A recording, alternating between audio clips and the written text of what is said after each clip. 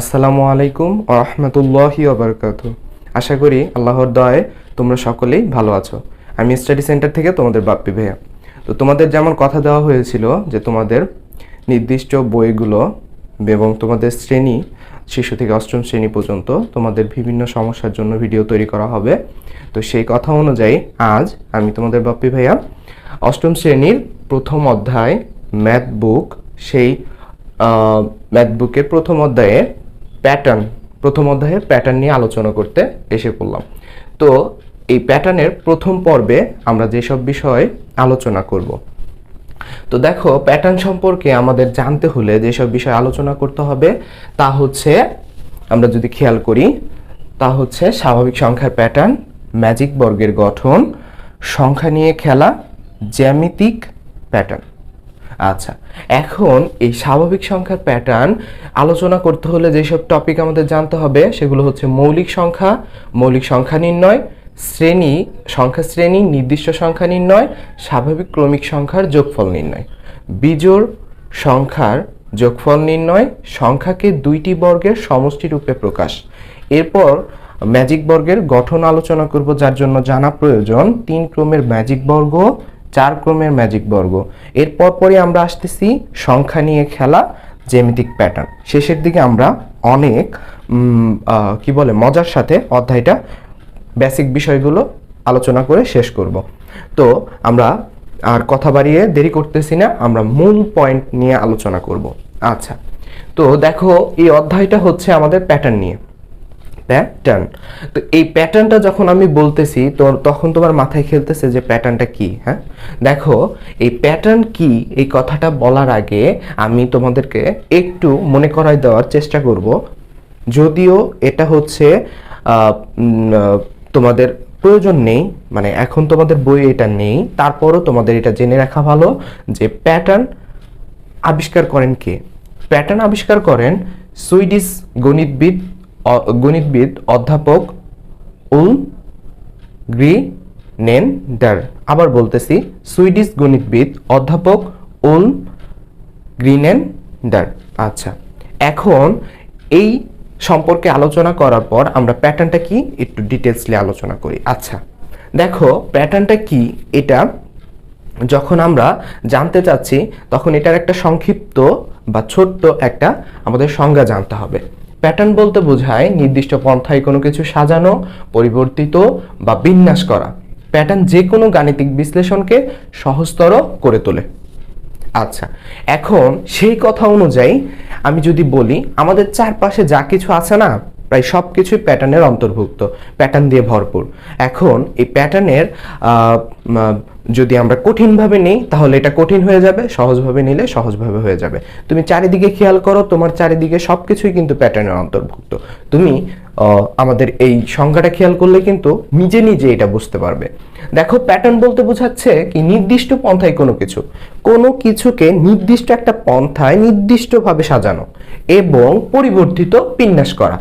Pattern কেন আমরা শিখব? প্যাটার্ন আমাদের অঙ্ক বা গাণিতিক বিশ্লেষণকে সহজতর করে তোলে, সহজ থেকে আরো সহজতর করে তোলে। এখন আমরা একটু আসো প্র্যাকটিক্যালি কয়েকটা উদাহরণ দিয়ে শিখি কিভাবে। দেখো আমরা সাধারণত যেহেতু একটু বড় হয়ে গেছি, আমরা এরকম ছোট ছোট জিনিসপত্র দিয়ে না খেললেও, যদিও মেয়েরা ছোট ছোট জিনিস দিয়ে খেলে, তারপরও বলতেছি যে আমরা যদি নাও খেলি, আমরা কিন্তু আশেপাশে আমাদের ভাই বোনদের দেখছি এখন অনেক ব্লক পাওয়া যায়। ব্লকগুলো কি কি? লাল কালারের থাকে, নীল কালার থাকে, সবুজ কালারের থাকে। ওগুলোকে কি করতে হয়? সাজাতে হয়। তো এখানে সেই ব্লকগুলোকে আমাদের কি করতে হয়? একটা বিন্যাসকরণ করতে হয় বা সাজাতে হয়। লালগুলোকে একদিকে নিতে হয়, সবুজগুলোকে একদিকে নিতে হয়, তারপরে হচ্ছে তোমার নীলগুলোকে একদিকে নিতে হয়। তাহলে এই যে নেওয়া, এই যে সাজানো, এগুলো কিন্তু একটা প্যাটার্নের অন্তর্ভুক্ত। তাই লিখছি কি, দেখো একটা পয়েন্ট দিছি আমি, ব্লক, লালগুলো এদিকে, নীলগুলো ওইদিকে। আচ্ছা, আমরা তো আমাদের ঘরে টাইলস দেখছি, আবার আমাদের এখানে যে টাইলসটা আমি অঙ্কন করেছি বা ছবি আর্ট করেছি, এরকম কিন্তু দাবা ঘরের কোটও কিন্তু এরকম। হ্যাঁ, দেখো দাবা ঘরের কোট, টাইলস গুলো কিন্তু এরকম ভাবে সাজানো থাকে। দেখো কালোটার পরে সাদা, সাদাটার পর আবার কালো, কালোটার পর আবার সাদা। দেখো নিচের দিকে আবার তার ব্যতিক্রম, সাদা আগে, কালো তারপরে সাদা, তারপরে কালো। প্রত্যেকটা স্থানে তাদের নির্দিষ্ট একটা বিন্যাসকরণ করা হয়েছে, প্রত্যেকটা এক একটা নিয়ম মেনে চলেছে। বুঝতে পেরেছো? তাহলে টাইসে আমরা একটা প্যাটার্ন দেখতে পাই। আচ্ছা, তারপরে দেখো এখানে একটা জ্যামিতিক চিত্র এঁকেছি। জ্যামিতিক চিত্র বা তুমি একটা ছবি মনে করতে পারো। জ্যামিতিক চিত্রটা তুমি যদি ভালোভাবে লক্ষ্য করো, দেখো ভিতরে যে বৃত্তগুলো আমরা আমাদের প্রাচীর ঘেরা চারপাশে দেখতে পাচ্ছি, যত ভিতরের দিকে যাচ্ছি তুমি দেখো বৃত্তগুলো কিন্তু কি হয়ে আসছে, ছোট হয়ে আসছে।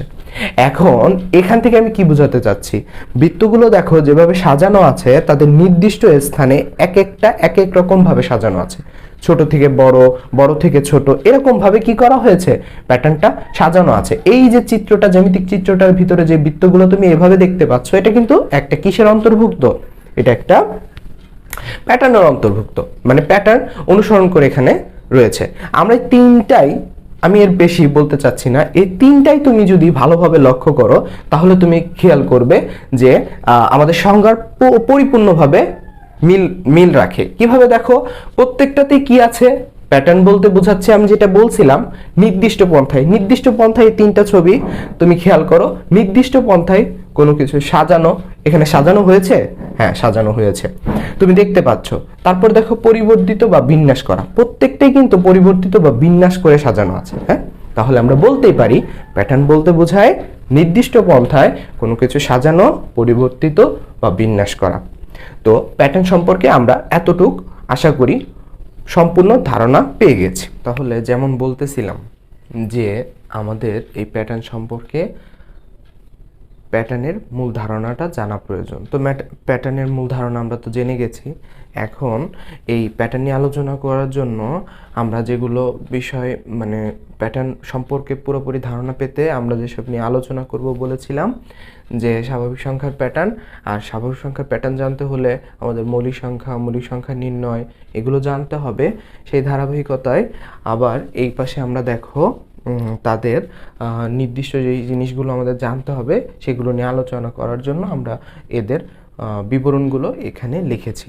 তো দেখো আমরা এখানে স্বাভাবিক সংখ্যার প্যাটার্ন আলোচনা করার জন্য প্রথম যে বিষয়টা জানতে হবে মৌলিক সংখ্যা, তাই না? তাহলে এই মৌলিক সংখ্যাটা আমরা জানার জন্য আমাদের সংজ্ঞাটাও জানতে হবে। তো আমাদের পাঠ্য বইয়ে যেটা লেখা আছে যে এক থেকে বড় সেই সব সংখ্যা যার এক এবং সেই সংখ্যাটি ছাড়া অন্য কোনো গুণনীয়ক নেই তাদেরকে মৌলিক সংখ্যা বলে। এখন এখানে আমাদেরকে কি বোঝানোর চেষ্টা করছে, তুমি খেয়াল করলে দেখবা যে এখানে কিন্তু আমি লাল কালার দিয়ে গুণনীয়কটাকে আলাদা করেছি। হ্যাঁ, কেন আলাদা করলাম? দেখো আমাদের এই গুণনীয়কের বিষয়টা আমাদের কিন্তু একেবারে 4-5-এর টপিক, গুণনীয়কের বিষয়টা।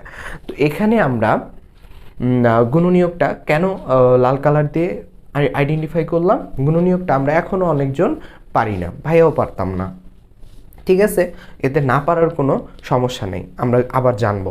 তো গুণনীয়কটা হচ্ছে, তুমি দেখো গুণনীয়কটা সেই জিনিস, ধরো তুমি আমাকে বলবে যে ভাইয়া আপনি আমাকে 6-এর গুণনীয়ক বের করে দেখান।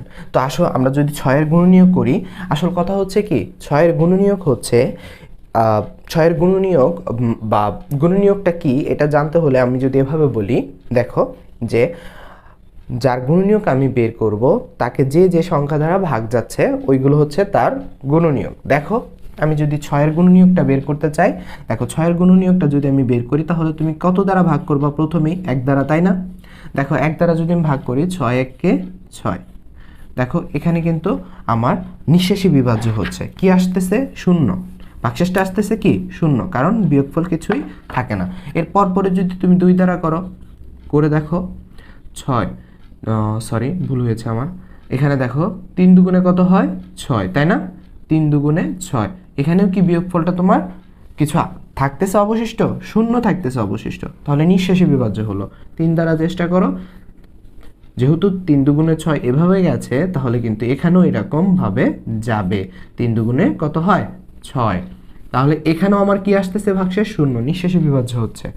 তুমি 4 দ্বারা চেষ্টা করো 6-কে, দেখো 4-1-কে 4, তারপরে কত 4 একে 4, 4 দুগুণে 8। তাহলে বড় হয়ে যাচ্ছে, আমি কি করব, যেহেতু বড় হয়ে যাচ্ছে 4 একে 4, আমার এখানে কি করতে হবে, হয়তো ছোট নয়তো সমান রাখতে হবে, তার বড় রাখা যাবে না।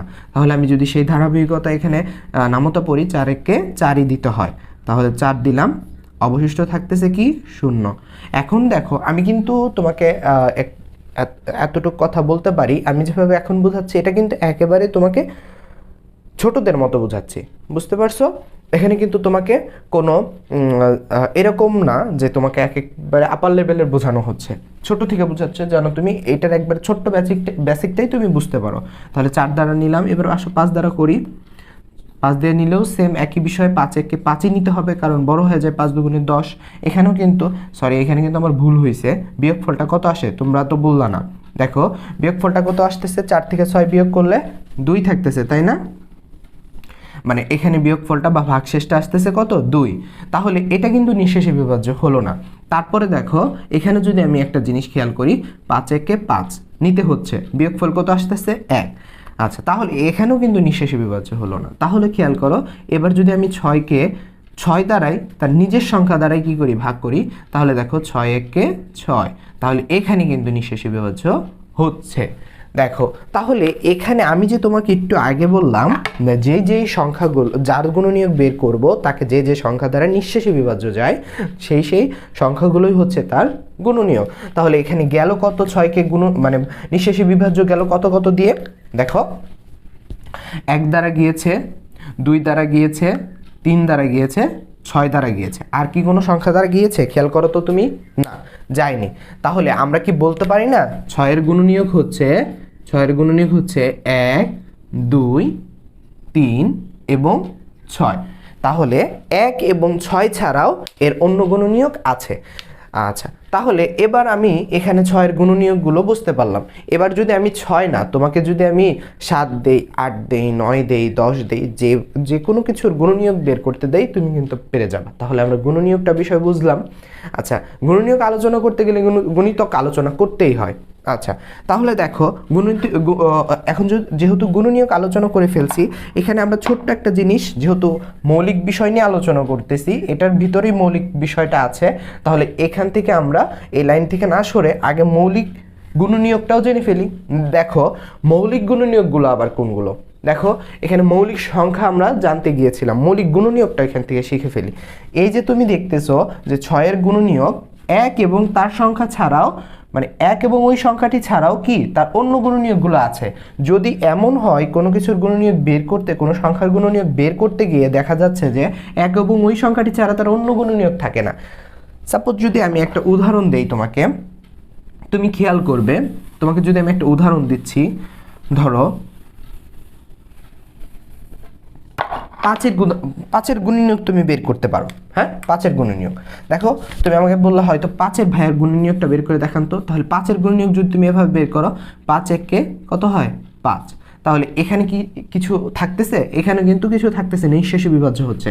অনুরূপভাবে তুমি 2 দিয়ে চেষ্টা করো, যাবে না, কিন্তু যাবে, নিঃশেষে বিভাজ্য হবে না। 3 দ্বারা করো, হবে না, আমি করেই দেখাই। 2 একে 2, 2 দুগুণে কত হয়, 2 দুগুণে 4 হয়, থাকে কত, 1। 3 দিয়ে চেষ্টা করো, 5কে 3 একে 3, 3 দুগুণে 6, বড় হয়ে যায়, 3 1কে 3 নিতে হবে, তাই না, থাকে কত, 2।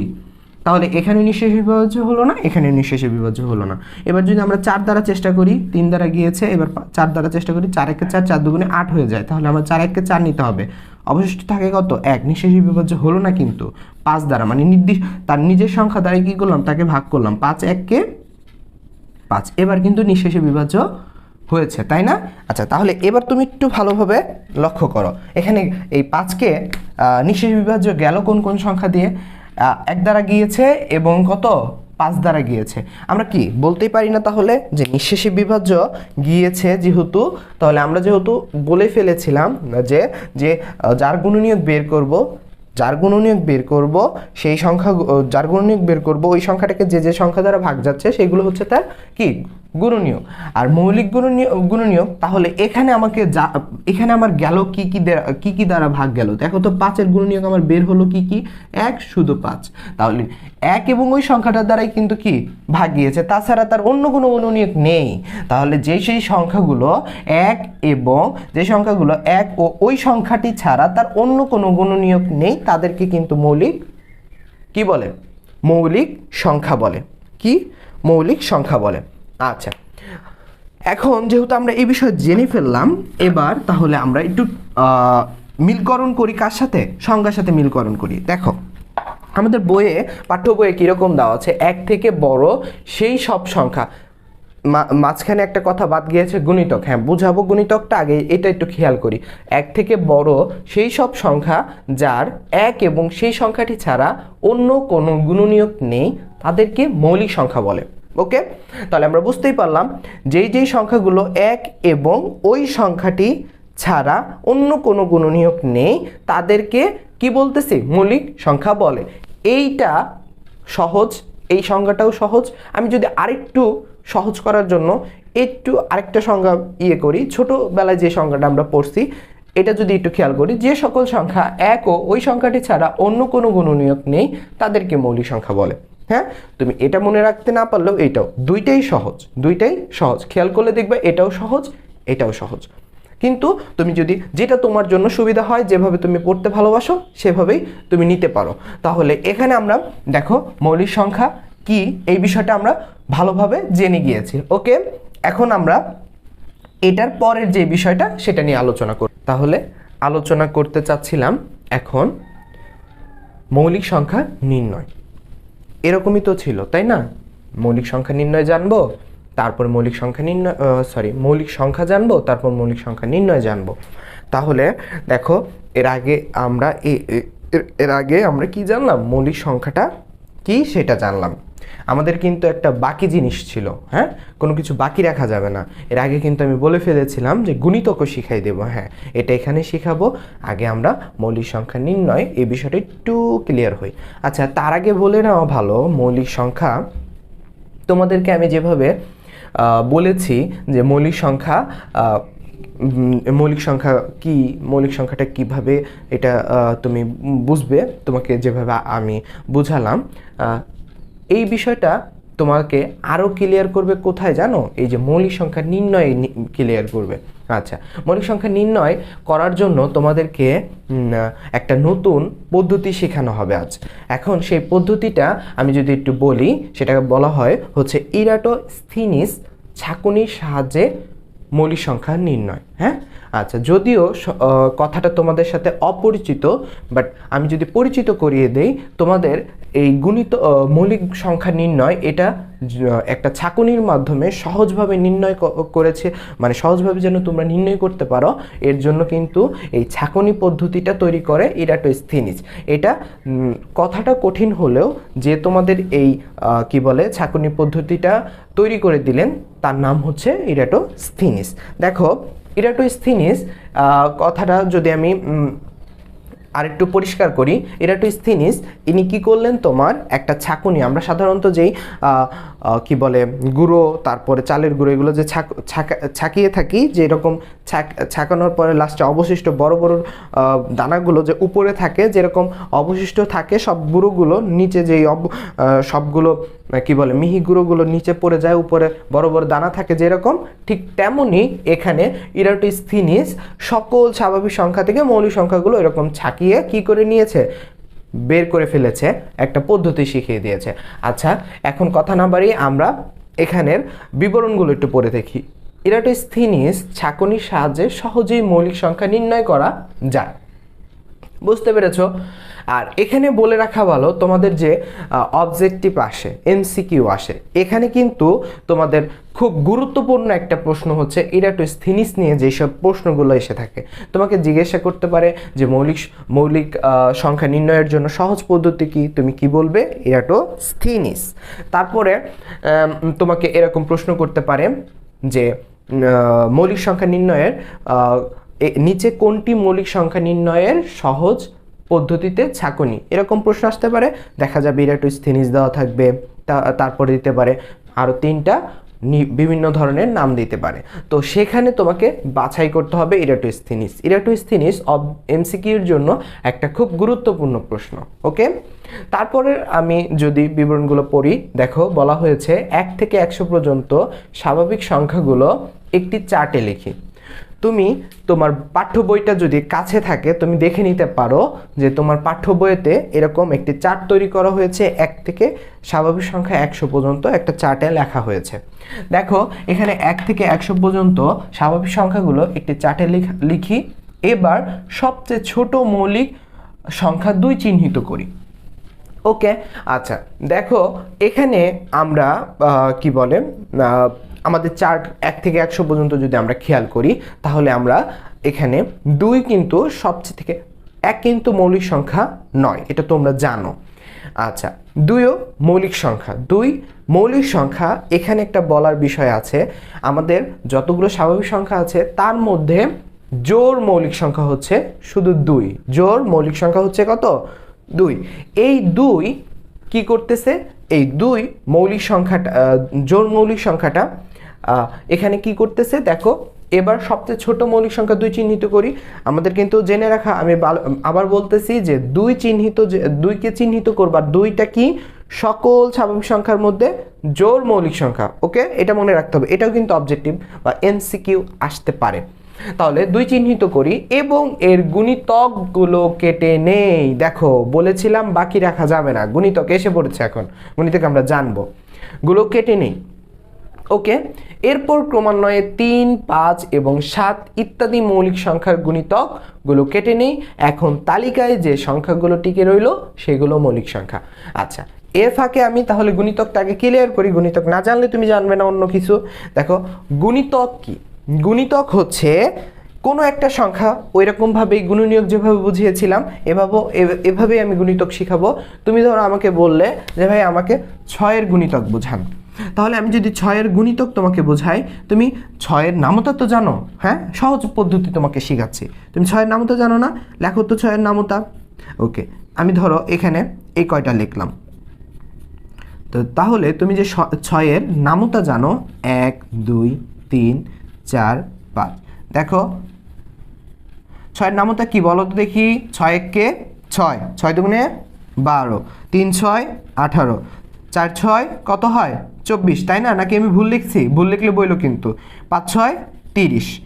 আচ্ছা এখন তুমি এখানে যেই তাদের নামতা দেখতে পাচ্ছ, 6-এর ঘরে যে নামতা দেখতে পাচ্ছ বা 6-এর নামতা করে যে আমি এখানে যে গুণফলগুলো পেয়েছি, এই পাশে যেই গুণফলগুলো আমি পেয়েছি এগুলোই কিন্তু 6-এর গুণিতক। একবারে সোজা না? তাহলে আমরা যে সংখ্যাগুলো এভাবেও বলতে পারি যে যেই সংখ্যাগুলো, আচ্ছা এভাবেও আমি বলতে পারি না। দেখো তো 30কে যদি আমি 6 দ্বারা ভাগ করি, 30কে যদি আমি কি করি বিভাজ্য 6 দ্বারা বিভাজ্য যাচ্ছে, এভাবেও বলতে পারি, তাই না? তাহলে এরকমভাবে যতগুলো আমি গুণিতক মানে নামতা করে পাবো সেগুলো হচ্ছে 6-এর কি? 6-এর গুণিতক। সেটা হতে পারে 6-এর ঘরের শেষ আমরা অংশটা কি জানি বলো তো দেখি? 6 10 60। তারপরেও যদি আমরা 11 12 দ্বারা 6কে গুণ করে যে সংখ্যাগুলো পাবো সেগুলো হচ্ছে 6-এর গুণিতক।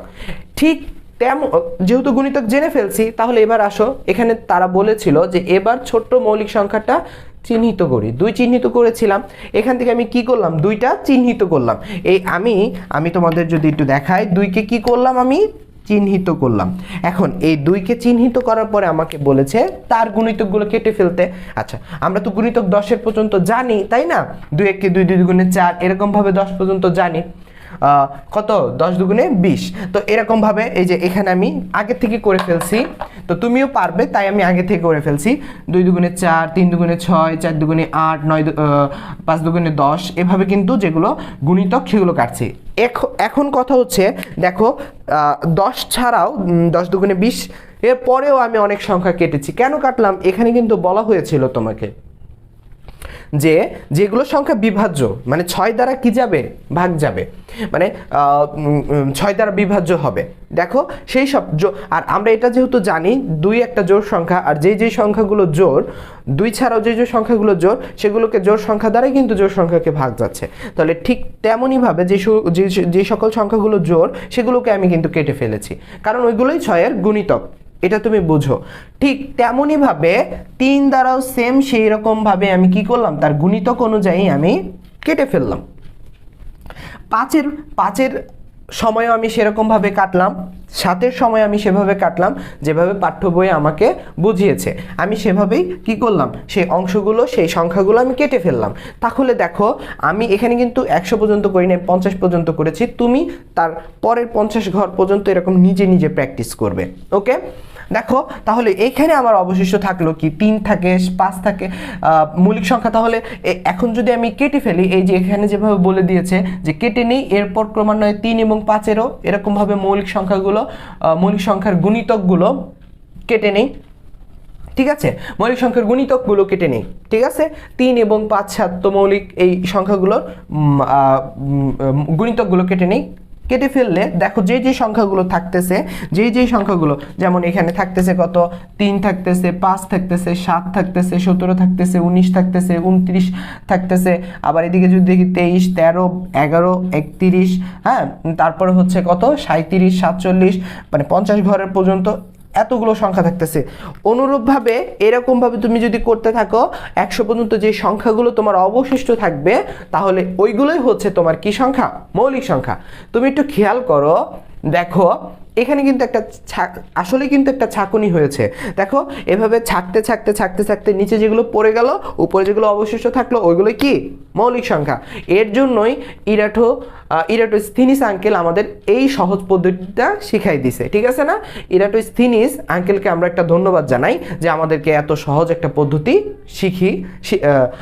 শিখালেন তাই না আচ্ছা তাহলে আমরা এখন এগুলো জানবো পরবর্তীতে আমরা যেগুলো জানবো আর কি চলো তারপরে একটু আমরা দেখে নিই এখন হচ্ছে এই যে আমরা তোমার গিয়ে মৌলিক সংখ্যা নির্ণয়ের যে ইরাটোস্থিনিস ছাঁকুনির পদ্ধতি শিখলাম এর বাইরেও তোমরা যদি চাও যে না আমি একটু মুখস্থ করে রাখতে চাই 1 থেকে 100 পর্যন্ত ঠিক আছে তাহলে তোমাদের জন্য কিন্তু এই যে এখন ভাইয়া একটা ছক করে 1 থেকে 100 পর্যন্ত যতগুলো মৌলিক সংখ্যা আছে তুমি যেন মুখস্থ করে রেখে দিতে পারো যে একবারেই তোমাকে কষ্ট করতে হচ্ছে না তার জন্য ভাই একটা ছকে 1 থেকে 100 পর্যন্ত যতগুলো মৌলিক সংখ্যা আছে সেগুলো লিখে দিয়েছি তুমি এগুলো একটু ভিডিও অফ স্টপ করে ছবি তুলে নিতে পারো তো দেখো এবার কথা হচ্ছে এটাকে তুমি মনেও রাখতে পারো একটা ছোট্ট একটা কি বলে ছন্দের মাধ্যমে দেখো আমরা এখানে প্রতি দশক মানে 1 থেকে 10-এর ভিতরে 11 থেকে 20-এর ভিতরে 21 থেকে 30-এর ভিতরে 31 থেকে 40-এর ভিতরে মানে যেগুলো আছে তোমাকে যেন কষ্ট না করতে হয় যেন আমি মনে করলেই পারি যে 30 থেকে হচ্ছে গিয়ে 40-এর ঘরে কোনগুলো আছে কয়টা আছে হ্যাঁ এগুলো মনে রাখার জন্য এই যে বললাম একটা সহজ ছন্দ আছে দেখো আমরা যদি প্রথম থেকে বলি যেহেতু 10টা ঘর দেখো 10টা ঘরের জন্য 4 4 2 2 3 2 2 3 2 1 4 4 2 2 3 2 2 3 2 1 কি বললাম আবার আমার সাথে বলো 4 4 2 2 3 2 2 3 2 1 তাহলে এই ছন্দের মাধ্যমে তুমি কিভাবে মনে রাখতে পারো ধরো এভাবে মনে রাখলা যে হায় রে এখন তো স্যার জিজ্ঞাসা করতেছে মৌলিক সংখ্যা 50 থেকে 60-এর ঘরে আচ্ছা এখানে একটু ভুল আছে ওয়েট দেখছো একবারে জায়গা মতো গিয়ে ভুলটা ধরতে পারলাম এখানে কিন্তু 51 থেকে 60 হবে ওকে আর ভুল থাকলে আমাকে ধরাই দিও ওকে দেখো তাহলে আমাকে স্যার জিজ্ঞাসা করলো আর এমন সময় দেখা গেল কি যে আমি মনে নেই 51 থেকে 60-এর ঘরে কি কি আছে তো তুমি তোমার ছন্দটা তো মনে আছে দেখো 4 4 4422। আচ্ছা একটু খেয়াল করো তোমার যে 51 থেকে 60 এটা কত নাম্বার ঘরে আছে, তুমি একটু যদি স্মরণ করো তাহলে কিন্তু এটা যতটা তুমি আয়ত্ত করতে পারবে না তত তোমার মনে থাকবে। তুমি যদি মনে করতে পারো যে 51 থেকে 60, আচ্ছা এটা কত নাম্বার ঘরে আছে, হ্যাঁ এটা তো 1 থেকে 10, তারপরে হচ্ছে 11 থেকে 20, আচ্ছা তারপরে 21 থেকে 30, তারপরে হচ্ছে 31 থেকে 40, আচ্ছা তারপরে হচ্ছে 41 থেকে 50, তারপরে হচ্ছে কত 51 থেকে 60। আচ্ছা এটা 6 নাম্বার ঘরে আছে। আচ্ছা আমি এই ছন্দটা একটু মনে করি তো, 444422 322, আচ্ছা 322, দেখো 322 বলতে গেলে কিন্তু আমার কি 6 নাম্বার ঘরে, তার মানে আমি বুঝতে পারতেছি যে 32, তার মানে আমার 6 নাম্বার ঘরে কয়টা মৌলিক সংখ্যা আছে, 2টা। আচ্ছা একটু মনে করে দেখি তো, এবার কিন্তু তুমি সহজেই মনে করতে পারবা যে 53 এবং 59 তোমার এই 51 থেকে 60-এর ভিতরে আছে, ঠিক আছে। ঠিক অনুরূপভাবে তুমি 1 থেকে 10, 11 থেকে 20, 21 থেকে 30, 31 থেকে 40, 41 থেকে 50, এমনভাবে একবার 100 পর্যন্ত তুমি মনে রাখতে পারো। তাহলে ছন্দটা আবার মনে করে দিচ্ছি, 4422322321, কত থেকে কত, 1 থেকে 100-র মধ্যে সকল মৌলিক সংখ্যা। এটা তোমাকে এখন না, শুধু এখনের জন্য না, যে এইটে তোমার এইটা অনেক উপরে যত যত শ্রেণী উপরে যাবা তুমি, তোমার কিন্তু সবগুলো মানে তুমি যত উপরে উঠবে 9 10 যে ক্লাসে ওঠো, তোমার জন্য কিন্তু এটা খুব গুরুত্বপূর্ণ। তাই মৌলিক সংখ্যাটা এখন থেকে আয়ত্ত করার চেষ্টা করো। আচ্ছা আচ্ছা তারপরে এখন আমরা এরপরে পরবর্তী বিষয়টা জানব। এবার আমরা সংখ্যা শ্রেণীর নির্দিষ্ট সংখ্যা নির্ণয় জানব।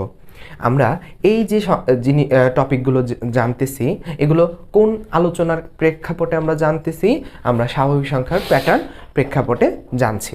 তো এই যে স্বাভাবিক সংখ্যার প্যাটার্ন, এই স্বাভাবিক সংখ্যাটা কিন্তু আমরা জানি 0 থেকে যে সংখ্যাগুলো বড় ধনাত্মক সেগুলো হচ্ছে স্বাভাবিক সংখ্যা, তাই না? তো এখানে দেখো সংখ্যা শ্রেণীর নির্দিষ্ট সংখ্যা নির্ণয়, এখানে আমরা যখন আলোচনা মানে জানবো তখন দেখো আমাদের এই কথাটা দ্বারা কি বুঝিয়েছে এটা আমাদের জানতে হবে। দেখো সংখ্যা শ্রেণীর নির্দিষ্ট সংখ্যা নির্ণয়, এখানে বলতে চাচ্ছে যে সংখ্যা শ্রেণী কিছু একটা সংখ্যা থাকবে, তার একটা নির্দিষ্ট সংখ্যা তুমি নির্ণয় করবে। তো এখানে আমাদের পাঠ্য বইয়ে একটা উদাহরণ দেওয়া আছে, বলছে প্রশ্ন করছে তোমাকে যে সংখ্যাগুলোর পরবর্তী 2টি সংখ্যা নির্ণয় করো। এখানে একটা সংখ্যা শ্রেণী দেওয়া আছে, বলছে এর পরবর্তী 2টা সংখ্যা তুমি নির্ণয় করো। আচ্ছা চলো তো আমরা এই সংখ্যাটার এই সংখ্যা শ্রেণীটার পরবর্তী সংখ্যাটা নির্ণয় করি।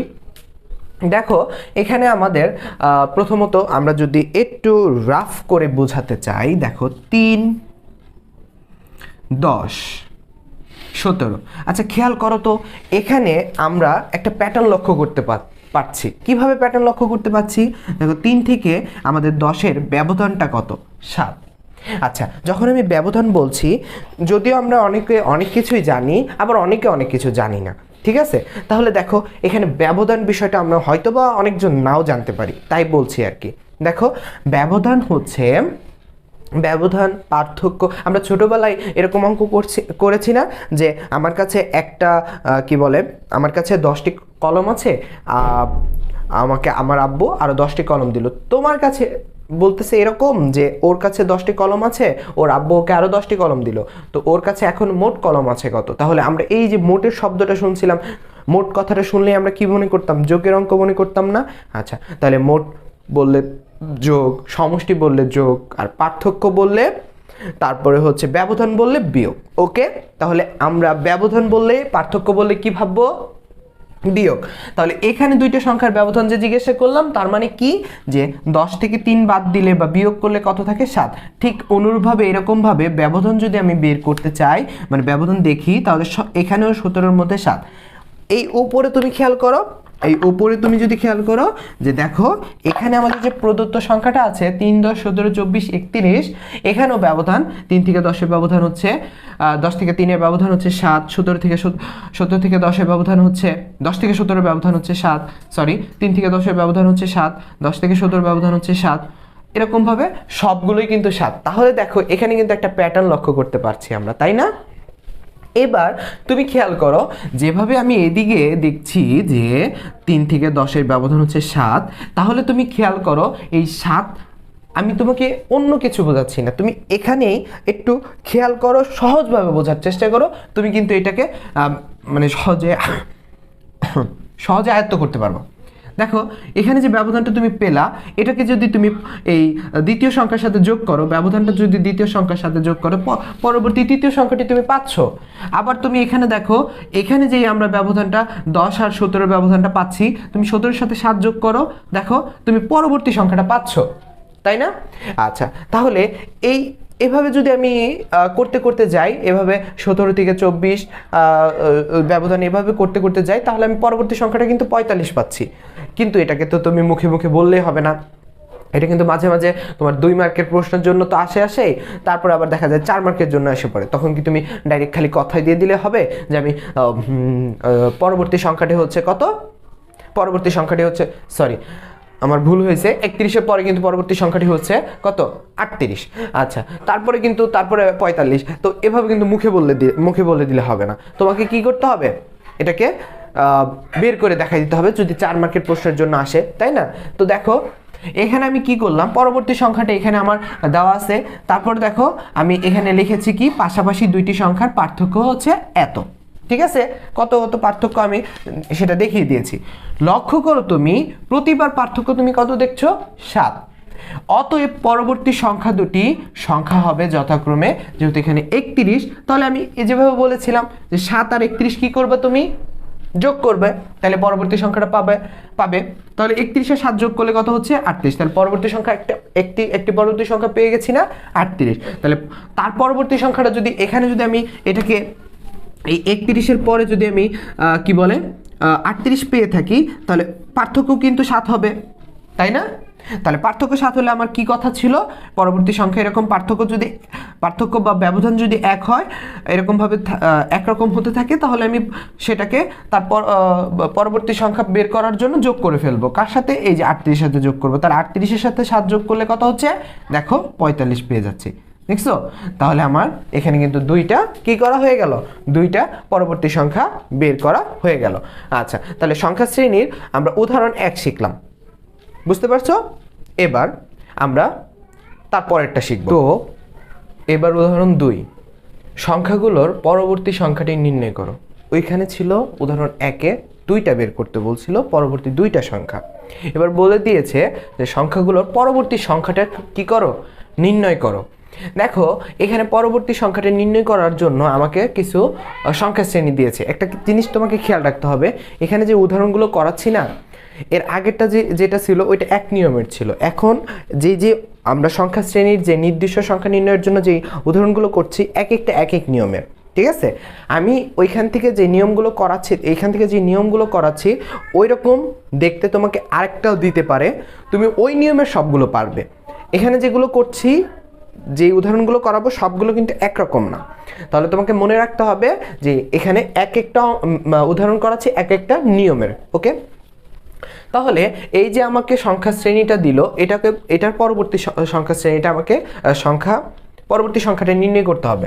দেখো প্রদত্ত সংখ্যা আমার কত, 1 4 9 16 25। এবার তুমি একটু খেয়াল করো, যদি আমরা এর আগের ম্যাথটা খেয়াল করি, আগের উদাহরণটা খেয়াল করি, কি ছিল? এর আগের উদাহরণটা ছিল কিন্তু প্রত্যেকটা পার্থক্য আমরা নির্ণয় করেছিলাম, ঠিক আছে না? তো আসো এবার আমরা পার্থক্য নির্ণয় করি। আচ্ছা, এখানে আমার কত আছে, 1 আছে, 4 আছে, 5 9 আছে। আচ্ছা, এখানে যদি আমি পার্থক্য নির্ণয় করি, মানে 4 থেকে যদি 1 বাদ দিই, তাহলে কত হয়, 3 হয় না, হয় কি না? আচ্ছা, এরপরে তুমি যদি খেয়াল করো, এভাবে যদি আমি তোমাকে কি বলে পার্থক্যগুলো দেখাই, দেখো তুমি যদি কি বলে 9 থেকে যদি 4 বাদ দাও, কত হচ্ছে, 5 হচ্ছে। কত হচ্ছে, 5 হচ্ছে। এখন তুমি খেয়াল করো, এখানেই আমি এই বিষয়টা এখানে এনেছি কারণ তোমাকে সহজভাবে বোঝানোর জন্য। তো এখানে যে পার্থক্যগুলো দেখতেছো, এগুলো কিন্তু দেখো প্রথম পার্থক্য, দ্বিতীয় পার্থক্যগুলো কিন্তু আগের উদাহরণটার মতো মিলতেছে না, এটা কিন্তু ভিন্ন। কিন্তু এটা ভিন্ন হলেও এটা যে একটা প্যাটার্নের অন্তর্ভুক্ত না তা বলা যাবে না, এটা কিন্তু একটা প্যাটার্নের অন্তর্ভুক্ত। কিভাবে দেখো, 3 5 7 9, কি এই সংখ্যাগুলো বিজোড় সংখ্যা না? তাহলে এখানে কি একটা প্যাটার্ন আছে কিনা? আছে, এটা একটা নির্দিষ্টভাবে সাজানো আছে। তো এর আগের সংখ্যাগুলো যেমন নির্দিষ্ট কি বলে সবগুলো একরকম ব্যবধান ছিল, আমরা কি করছি যেই দুইটার ব্যবধান আমরা বের করতে চাচ্ছি, যেই দুইটার ব্যবধান বের করতে চাচ্ছি দ্বিতীয় সংখ্যাটির সাথে ব্যবধানটাকে যোগ করলে আমরা তৃতীয় সংখ্যা পেয়ে যাচ্ছিলাম, পরবর্তী সংখ্যা পেয়ে যাচ্ছিলাম। তো এবার তো তা হবে না। এবার কি করতে হবে দেখো, তুমি যদি একটু ভালোভাবে লক্ষ্য করো, তুমি এই ব্যবধানগুলোর যদি আবার কি বলে যদি মানে ভালোভাবে লক্ষ্য করো তাহলে দেখবা যে 3 থেকে 5 কত যোগ করলে 5 হচ্ছে, দেখো 3 থেকে 5 2 যোগ করলে 5 হচ্ছে না, তাই? তারপরে দেখো তুমি 5 থেকে 2 এই 7টা তুমি যদি দেখো 2 করে যোগ করলে কিন্তু 7 হচ্ছে। আবার যদি 7-এর সাথে তুমি 2 যোগ করো কত হচ্ছে? 9 হচ্ছে। তাহলে দেখো প্রত্যেকবার কিন্তু এই পার্থক্যের সাথে 2 করে যোগ করলে পরবর্তী ব্যবধানটা তুমি পেয়ে যাচ্ছ, তাই না? তাহলে দেখো তুমি যদি এখানেও সেম, তাহলে এখানে যোগ করো 2, তাহলে দেখো তুমি কিন্তু পরবর্তী ব্যবধানটা পেয়ে যাচ্ছ কত? 9, 10, 11। তাহলে এখানে যদি তুমি ব্যবধানটা পেয়ে যাও, তুমি খেয়াল করো, এবার যদি তুমি ব্যবধানটা পেয়ে যাও, তুমি এই ব্যবধানটার সাথে যদি তুমি এখানে যে সংখ্যাটা নির্ণয় করতে চাচ্ছ, বলতে চাচ্ছি এমন যে 16 আছে, 25 আছে, দুইটার ব্যবধান আমি পাচ্ছি 9। এখন এখানে যে সংখ্যাটা আমাকে নির্ণয় করতে বলছে, মানে এই সংখ্যাটা আমরা কি জানি না, এই সংখ্যাটা আমরা জানি না। তাহলে এই সংখ্যাটা জানি না, কিন্তু ব্যবধানটা তো আমরা জেনে গেছি কত? 11, তাই না? তাহলে 11 যদি হয় ব্যবধান, তুমি লক্ষ্য করো, তাহলে অবশ্যই এটা বোঝাচ্ছে যে এই সংখ্যাটা আর এই সংখ্যাটা, যে সংখ্যাটা আমরা গোপন সংখ্যাটা জানি না, এই সংখ্যাটা পরবর্তী সংখ্যাটার ব্যবধান এত। তাহলে তুমি অবশ্যই এটা আর এটার যোগফল কত হবে? এটা আর এটার যোগফলই তো পরবর্তী সংখ্যাটা হবে, তাই না? দেখছো কত সহজ। তাহলে এটাকে আমরা লিখবো কিভাবে? দেখো এটাকে লিখবো আমরা, প্রথমত লিখবো আমরা কি, সমাধান লিখে প্রদত্ত সংখ্যাগুলো আমরা লিখবো। লেখার পর আমরা তো যেভাবে আমরা ব্যবধানগুলো বের করছি, পাশাপাশি দুইটি সংখ্যার পার্থক্য বা ব্যবধান, দেখো আমি যেভাবে 3, 5, 7, 9 এভাবে বের করছি, আমরা কি করব? বের করে নিব। তারপরে দেখো বের করার পর আমাদের কাজ কি? তারপর আমাদের বের করার পর কোনো কাজ নাই, তুমি যেটা পেয়েছো সেটাই তুমি লিখবে। যে লক্ষ্য করি প্রতিবার পার্থক্য কত পাচ্ছ, এই যে এইগুলোর পার্থক্য বা কি বলে পার্থক্য করে কত পাচ্ছ? হ্যাঁ, পার্থক্য বলা যায়। কি বলা যায়? পার্থক্য বলা যায়, বা আমি 2 যোগ করছি এটাও বলা যায়। দেখো তুমি যদি এখানে 5 আর 3 এর পার্থক্য যাচাই করো, তাহলে 5 থেকে 3 এর পার্থক্য যদি যাচাই করো, 5 থেকে 3 এর পার্থক্যটা কত? মানে 3 থেকে 5 এর পার্থক্যটা 2 না? এভাবে কিন্তু বলতে পারতেছি। আবার যোগ করেও আমি বলতে পারছি যে 3 এর সাথে 2 যোগ করলে 5 পাচ্ছি, 5 এর সাথে 2 যোগ করে এরকম বলতে পারি। তাহলে পার্থক্য হচ্ছে 2। অতএব পরবর্তী সংখ্যাটি হবে যথাক্রমে, এখানে আছে 25 আছে, তাহলে এখানে ব্যবধান আমি পাইলাম কত? 9 এর সাথে 2 যোগ করলে কত পাচ্ছি? এই যে যোগ করছি, যোগ করলে কত পাচ্ছি বলো তুমি? যোগ করলে কিন্তু পাচ্ছি 11। তাহলে এই যে এই 11টা যোগ করলে পাচ্ছি 11 লিখলাম, 25 এখানে লিখলাম। তাহলে আমি বুঝতে পারতেছি ব্যবধানের সাথে যদি আমি এই সংখ্যাটি যোগ করি তাহলে পরবর্তী সংখ্যাটা পাচ্ছি। তাহলে 25 আর 11 যোগ করলে কত হয়? 25, 26, 27, 28, 29, 30, 31, 32, 33, 34, 35। কি ভুল হয়ে গেল? আচ্ছা আমি আবার দেখাচ্ছি। এখানে আছে কত? 25 আর এখানে আছে কত? 11। তাহলে তুমি যোগ করে দেখো, ভুল হয়ে গেছে না? ভুল হয় নাই। তুমি যোগ করো 25 আর 11 যোগ করো, এভাবে করবা। আচ্ছা করো এভাবে, 11 দেখো তাহলে কত হয়? 5 আর 1 কত হয়? 6, 2 আর 1 কত হয়? 3। একটু মজা করলাম, ভুল হয়ে গেছে তাই না? আচ্ছা এভাবে করলেও 36 হয়, যোগ করলেও কি হচ্ছে? 36 হচ্ছে। আচ্ছা এখন এই যে আমরা সংখ্যা শ্রেণীর নির্দিষ্ট সংখ্যা নির্ণয়ের 2টা উদাহরণ জানলাম, দুইটাই কিন্তু 2 রকম, তাহলে ওইটা ছিল কি, ওইটার ব্যবধান সবগুলো একরকম ছিল। তাহলে যদি ব্যবধান একরকম হয় তাহলে কিন্তু আমরা ওই অঙ্কটা ওই নিয়মেই করতে থাকবো। ওইরকম যদি আমাদের অঙ্ক দিয়ে থাকে যে দুইটি সংখ্যা পরবর্তী সংখ্যা নির্ণয় করো, আর এরকম অঙ্ক দিলে সংখ্যাগুলো পরবর্তী সংখ্যাটি নির্ণয় করো, এরকম যদি আমরা দেখি যে সেই সংখ্যাগুলো কি করতেছে, তাদের ব্যবধানগুলো এরকম ভাবে বের করতে হচ্ছে, তাহলে এই নিয়মে আমরা করব। হ্যাঁ দেখো এর পরবর্তী আমরা আরেকটা উদাহরণ আছে, সেই উদাহরণটা জানবো। উদাহরণ 3। এবার উদাহরণ 3-এ আমাকে আগের উদাহরণগুলোর মতোই প্রশ্ন করছে যে সংখ্যাগুলোর পরবর্তী সংখ্যাটা নির্ণয় করতে বলছে। তো এখানে যে সংখ্যাগুলো দিয়েছে আমি কিন্তু বলেই দিয়েছিলাম যে প্রত্যেকটা উদাহরণ এক একটা নিয়ম। হ্যাঁ, তো এই নিয়মটার ক্ষেত্রে আমরা আগের যে অঙ্কগুলো দেখেছি, আগের উদাহরণগুলো দেখেছি, সেগুলো কিন্তু আমরা পার্থক্য দেখেছি। এবারও তুমি পার্থক্য যদি দেখতে যাও, দেখো এবারে সংখ্যা শ্রেণীতে 1 5 6 আছে, 6 আছে, 11 আছে। দেখো এখান থেকে যদি তুমি পার্থক্য দেখতে চাও, 5 থেকে 1 যদি পার্থক্য করো তাহলে তুমি কত পাবা? তুমি পাবা হচ্ছে 4। তারপর এখানে যদি পার্থক্য দেখতে চাও পাবা 1 1। এখানে যদি তুমি পার্থক্য দেখতে চাও তাহলে এরকম ভাবে তুমি দেখবা কত আসতেছে? 5। তাহলে হ্যাঁ 5 থাকতেছে না? আচ্ছা দেখো এখানে আমরা 11 থেকে 6 বাদ দিয়ে দিচ্ছি, থাকতেছে আমাদের 5।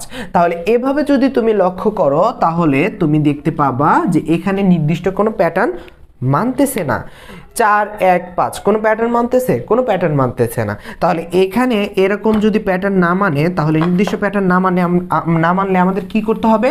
আমাদের তখন দুইটি সংখ্যার যোগফল এরকমভাবে অঙ্কগুলো করতে হবে। দেখো আমি বলতেছি প্রদত্ত সংখ্যাগুলো এই যে যা ছিল তাই, পাশাপাশি দুইটি সংখ্যার যোগফল দেখো, পাশাপাশি এই যে দুইটা সংখ্যা আছে না, 1 আর 5 যোগ করলে কত হচ্ছে? 6। তারপরে 5 আর 6 যোগ করলে কত পাচ্ছি? 11। 6 আর 11 যোগ করলে পাচ্ছি কত? 17। 11 আর 17 যোগ করলে পাচ্ছি কত? 28। এরকম ভাবে দেখো আমি যখন নির্ণয় করছি, দেখো এখানে একটা প্যাটার্ন অনুসরণ করছে। তাহলে তুমি বলতেই পারো যে প্রদত্ত সংখ্যাগুলো একটি প্যাটার্ন, ঠিক আছে? প্রদত্ত সংখ্যাগুলো একটি প্যাটার্ন। পরপর দুইটি সংখ্যার যোগফল পরবর্তী সংখ্যাটির সমান। পরপর দুইটি সংখ্যার যোগফল, এই যে যোগফলটা আসছে আচ্ছা, পরপর যে দুইটা সংখ্যা আছে এই দুইটা সংখ্যার যোগফলে আমার যোগফল যা আসছে সেটা কিন্তু পরবর্তী সংখ্যাটা, তাই না? তাহলে দেখো পরবর্তী সংখ্যাটার সমান। আচ্ছা তাহলে অতএব এভাবে যদি আমাকে পরবর্তী সংখ্যাটা নির্ণয় করতে বলে, তাহলে এখানে আছে 28, এই দুইটা যোগফল যদি 45 হয় তাহলে এটাই কি পরবর্তী সংখ্যাটা হবে না? হ্যাঁ, তাহলে অতএব আমরা বলতে পারি পরবর্তী সংখ্যাটি হবে 17 এবং 28-এর যোগফলে যেটা পেলাম সেটাই হচ্ছে পরবর্তী সংখ্যা, তাই না? দেখো ধারাবাহিক ক্রমে আমরা উদাহরণ 1, উদাহরণ 2, উদাহরণ 3 করলাম এবং প্রত্যেকটা অঙ্কই, প্রত্যেকটা উদাহরণই এক একটা নিয়ম। ওকে, তাহলে আমরা সংখ্যা শ্রেণী নির্দিষ্ট সংখ্যা নির্ণয়ের 3টি নিয়ম বুঝে গেলাম। আশা করি তোমরা এগুলো বুঝতে পেরেছো। এরপরে এখন আমরা যে বিষয় নিয়ে আলোচনা করব সেটা হচ্ছে ফিবোনাক্কি সংখ্যা। তো ফিবোনাক্কি সংখ্যা, তো ফিবোনাক্কি সংখ্যাটা কি? ফিবোনাক্কি সংখ্যাটা হচ্ছে তুমি প্রথম সংখ্যা এবং দ্বিতীয় সংখ্যাকে যোগ করলে যে তৃতীয় সংখ্যা, প্রথম সংখ্যা এবং দ্বিতীয় সংখ্যা যোগ করলে যে সংখ্যাটি পাবা তৃতীয় সংখ্যা, যদি তুমি প্রথম সংখ্যা এবং দ্বিতীয় সংখ্যা যোগ করে তৃতীয় সংখ্যা পাও, ওই সংখ্যাগুলোই হচ্ছে ফিবোনাক্কি সংখ্যা। দেখো ফিবোনাক্কি সংখ্যার আমি একটা পাঠ্য বই থেকে উদাহরণ দিয়েছি, মানে তোমাকে বোঝানোর জন্য শ্রেণী নিয়েছি। দেখো তুমি যদি খেয়াল করো এখানে আমরা যদি এইটাকে আর এইটাকে যোগ করি, 0 আর 1 যোগ করলে কত পাচ্ছি? 1। দেখো এটা কিন্তু দ্বিতীয় সংখ্যা, তৃতীয় সংখ্যা। তুমি যদি আবার এখানে একটা কাজ করো, এই সংখ্যাটাকে যোগ করো, 1 1 2। দেখো এটা তুমি প্রথম সংখ্যা দ্বিতীয় সংখ্যা যোগ করে তৃতীয় সংখ্যা পাচ্ছ। তারপরে তুমি আবার যদি যোগ করো, তুমি এই সংখ্যাটা এই যোগ করো, তাহলে তুমি পাবা কত? 2 আর 1 3। তুমি দেখো তৃতীয় সংখ্যা পাচ্ছ। তুমি দেখো আবার 2 এবং 3 যোগ করো, তুমি পাচ্ছ 5। এভাবে কিন্তু তুমি এইখানে যতগুলো সংখ্যা আছে তুমি কিন্তু তাদের প্রথম সংখ্যা এবং দ্বিতীয় সংখ্যা যোগ করে তৃতীয় সংখ্যা পাচ্ছ। তাহলে আমরা বুঝতে পারছি কি ফিবোনাক্কি সংখ্যা হচ্ছে প্রথম সংখ্যা এবং দ্বিতীয় সংখ্যা যোগ করে যে সংখ্যাটি পাওয়া যায় তৃতীয় সংখ্যা, এটা হচ্ছে ফিবোনাক্কি সংখ্যার উদাহরণ। দেখো তোমাকে কিন্তু এভাবেও ফিবোনাক্কি সংখ্যার পরবর্তী সংখ্যাটা নির্ণয় করতে বলতে পারে। দেখো তাহলে আর বাকি কথা হচ্ছে এখান থেকে কিন্তু আমাদের এমসিকিউ আসে। দেখো তোমাকে বলতেও পারে যে ফিবোনাক্কি সংখ্যা, প্রথম ফিবোনাক্কি সংখ্যাটা কত? তুমি বলতে পারো 0। দ্বিতীয় ফিবোনাক্কি সংখ্যাটা কত? 1। তৃতীয় ফিবোনাক্কি সংখ্যাটা কত? 1। ঠিক আছে, এভাবে কিন্তু তোমাকে জিজ্ঞাসা করতে পারে। ফিবোনাক্কি সংখ্যাটা তোমাদের যেরকম আমি কয়েকটা জিনিস, যেমন তোমাদের প্রথমত মৌলিক সংখ্যা, তারপরে হচ্ছে ইরাটোস্থিনিস, এই যে টপিকগুলো আলোচনা করলাম এর মধ্যে কিন্তু এটাও একটা এমসিকিউর জন্য গুরুত্বপূর্ণ এক অংশ। আচ্ছা, তাহলে এই ফিবোনাক্কি সংখ্যা দিয়ে আমাদের সংখ্যা শ্রেণী নির্দিষ্ট সংখ্যার বিষয়টা আলোচনা করা শেষ হলো, বা আমরা সম্পূর্ণ বিষয়টা জানলাম। এরপর আমরা যে বিষয়গুলো জানবো তোমরা এর পরপরই দেখতে পাবা হচ্ছে স্বাভাবিক ক্রমিক সংখ্যার যোগফল নির্ণয়। স্বাভাবিক ক্রমিক সংখ্যার যোগফল নির্ণয়।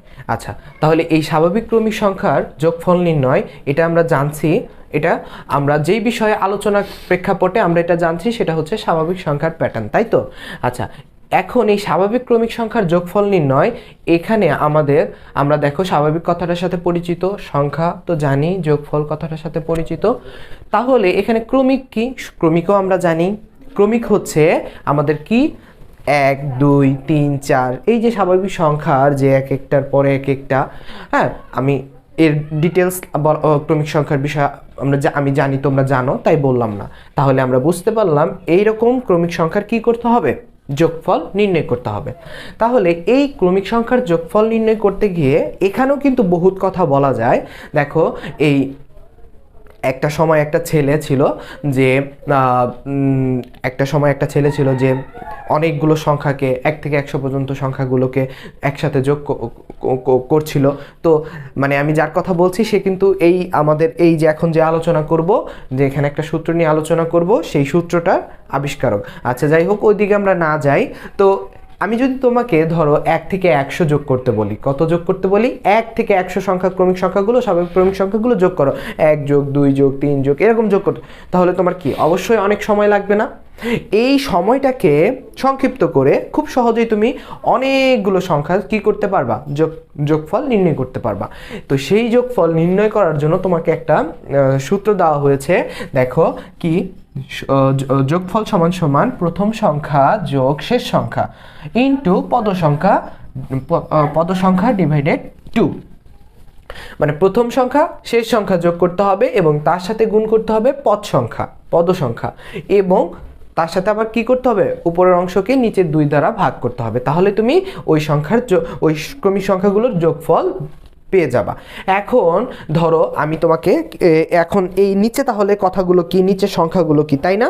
নিচের সংখ্যাগুলো হচ্ছে এই সূত্রটা কিভাবে আসলো, এই সূত্রটাকে তুমি কিভাবে পেলা, তার একটা কি করা হয়েছে, এখানে একটা বিশ্লেষণ করা হয়েছে। আসো দেখি। দেখো, তোমার এখানে ধরো আমরা প্রথম 10টি সংখ্যার কি করব? যোগফল নির্ণয় করব। প্রথম 10টি সংখ্যার যোগফল নির্ণয় করব। দেখো, ক্রমিক সংখ্যার যোগফল নির্ণয় করব। 1 2 3 4 5, এই 1 যোগ 2 2 যোগ 3 4 যোগ 5, এভাবে আমি 10টা সংখ্যা কি করব? যোগফল নির্ণয় করব। দেখো, প্রথম 10টি সংখ্যাকে আমি কি নিলাম? ক হিসাবে গ্রহণ করলাম, ক হিসাবে নাম দিলাম। ঠিক আছে? আবার তুমি যদি এইটাকেই পরের লাইনে বিপরীতকরণ করো, যদি আমরা দেখি এই লাইনটাকে আমরা যদি বিবেচনা করি বিপরীতভাবে, তাহলে কত আসবে? 10 9 8 7 6 5 4 3 2 1, এভাবে বিপরীতকরণ আসবে। তাহলে এখানে কথা হচ্ছে যে তারপরেরটাকেও আমরা ক হিসাবে গ্রহণ করব। ঠিক আছে? দেখো, এটার সাথে কিন্তু এই লাইনটা কিন্তু কখনোই মিলছে না, এটা একরকম, এটা আরেক রকম, তাই দুইটাকে আমরা ক দিলাম। ঠিক আছে? মানে এখানেও ক দিলাম, এটাকেও ক দিয়ে আমরা নামকরণ করে লিখলাম। তারপরে আমার কাজ কি? দেখো, পরপরই আমি করেছি কি, দেখো এইগুলোকে এখানে আমি যোগ করেছি। দেখো, আমাকে যেভাবে যোগ করতে বলছে আমি সেভাবে যোগ করছি। দেখো, এখানে এখানে কয়টা ক? একটা ক, তাই না? না না, 2টা ক। তাহলে আমি এখানে লিখলাম কত? 2 ক। আচ্ছা, তারপর দেখো, আমাকে এখানে 1 এবং 10 আমি কি করলাম? যোগ করলাম। 9 এবং 2 এবং 9 যোগ করলাম, 3 এবং 8 যোগ করলাম। তাহলে এভাবে আমি কি করলাম? যোগ। আমি তোমাকে কিন্তু খেয়াল রাখতে হবে, আমি কিন্তু তোমাকে এখানে অঙ্ক করাচ্ছি না। ঠিক আছে? মানে আমি এখানে তোমাকে সূত্রটা কিভাবে আসলো সেটা দেখাচ্ছি। ওকে? তারপরে দেখো, এরকম ভাবে আমি যোগ করলাম, করতে করতে আমি এরকম ভাবে কত এভাবে 3 এর সাথে 8 যোগ করলাম, 4 এর সাথে 7, এভাবে আমি ডট ডট দিয়ে বুঝাচ্ছি যে লাস্ট আমি কি যোগ করলাম? 10 এর সাথে 1 যোগ করলাম, এভাবে যোগ করছি। ওকে? তাহলে 2 ক মানে 2 ক, 2টা ক সমান সমান এতগুলো যোগ, তাই তো? আচ্ছা, এবার খেয়াল করো, তোমাকে এখানে কি দেখতে হবে? এই যে 2 ক সমান সমান কি আছে? 1 যোগ 10 ইন্টু 10, তাই তো? আচ্ছা, এবার তুমি একটু খেয়াল করো, এখানে 1 যোগ 10 ইন্টু 10টা কিভাবে দিলাম, এটা তুমি বুঝতে পারছো? আচ্ছা, এখানে তোমাকে বলে রাখা ভালো, এই যে আমি এখানে যে সংখ্যাগুলো আমি প্রথম সংখ্যা এই যে সংখ্যাগুলো আমি যে যোগ করেছি, এখানে কিন্তু সবগুলোর যোগফল কত করে আসছে? 11 করে আসছে। কিভাবে? দেখো, 10 এর সাথে 1 যোগ করলে কত? 11, 9 এর সাথে 2 যোগ করলে 11, অনুরূপভাবে যতগুলো যোগ করবে সবগুলোর যোগফল কত আসতেছে? 11। এখন তুমি খেয়াল করো, এই যে তোমার যোগফল 11 আসতেছে, এখানে এরকম যে তুমি 11 পাচ্ছ, এরকম 11 পাচ্ছ, কয়টা সংখ্যা তুমি 11 পাচ্ছ? এরকম দেখো, 10টা সংখ্যা তুমি 11 পাচ্ছ। কয়টা সংখ্যা 11 পাচ্ছ? 10টি সংখ্যা 11 পাচ্ছ। আচ্ছা আমরা এরকম বলি না, আচ্ছা এখানে আমি কেন গুণ করলাম এটা হয়তোবা তোমাদের কারো কারো প্রশ্ন হতে পারে। দেখো এখানে এমন 10টা কেন গুণ করলাম, দেখো আমরা সাধারণত যখন আমরা এরকম হয় যে এরকম বলে থাকি না যে আমার কাছে আছে একটি কলম, সেই একটি কলমের দাম হচ্ছে 5 টাকা, একটি কলমের দাম কত? 5 টাকা। তাহলে আমি যদি এমন বলি তাহলে 10টি কলমের দাম কত হবে, তখন তুমি কি করতা? তো অবশ্যই তুমি 5-এর সাথে 10 গুণ করতা না। তাহলে এখানে 10টা সংখ্যা তোমার এরকম যোগফল, তাদের 10টা সংখ্যা এরকম আছে যাদের যোগফলগুলো 11 করে, ঠিক না?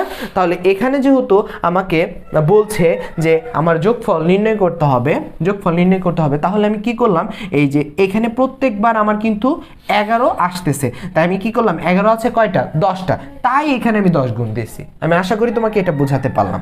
এরপরে খেয়াল করো, আমরা যদি একটা জিনিস আমরা 6-এ আলোচনা করেছি, এরকম কোনো সংখ্যা, এরকম কোনো কিছু থাকলে আমরা জানি এটা গুণ অবস্থায় থাকে। কি অবস্থায় থাকে?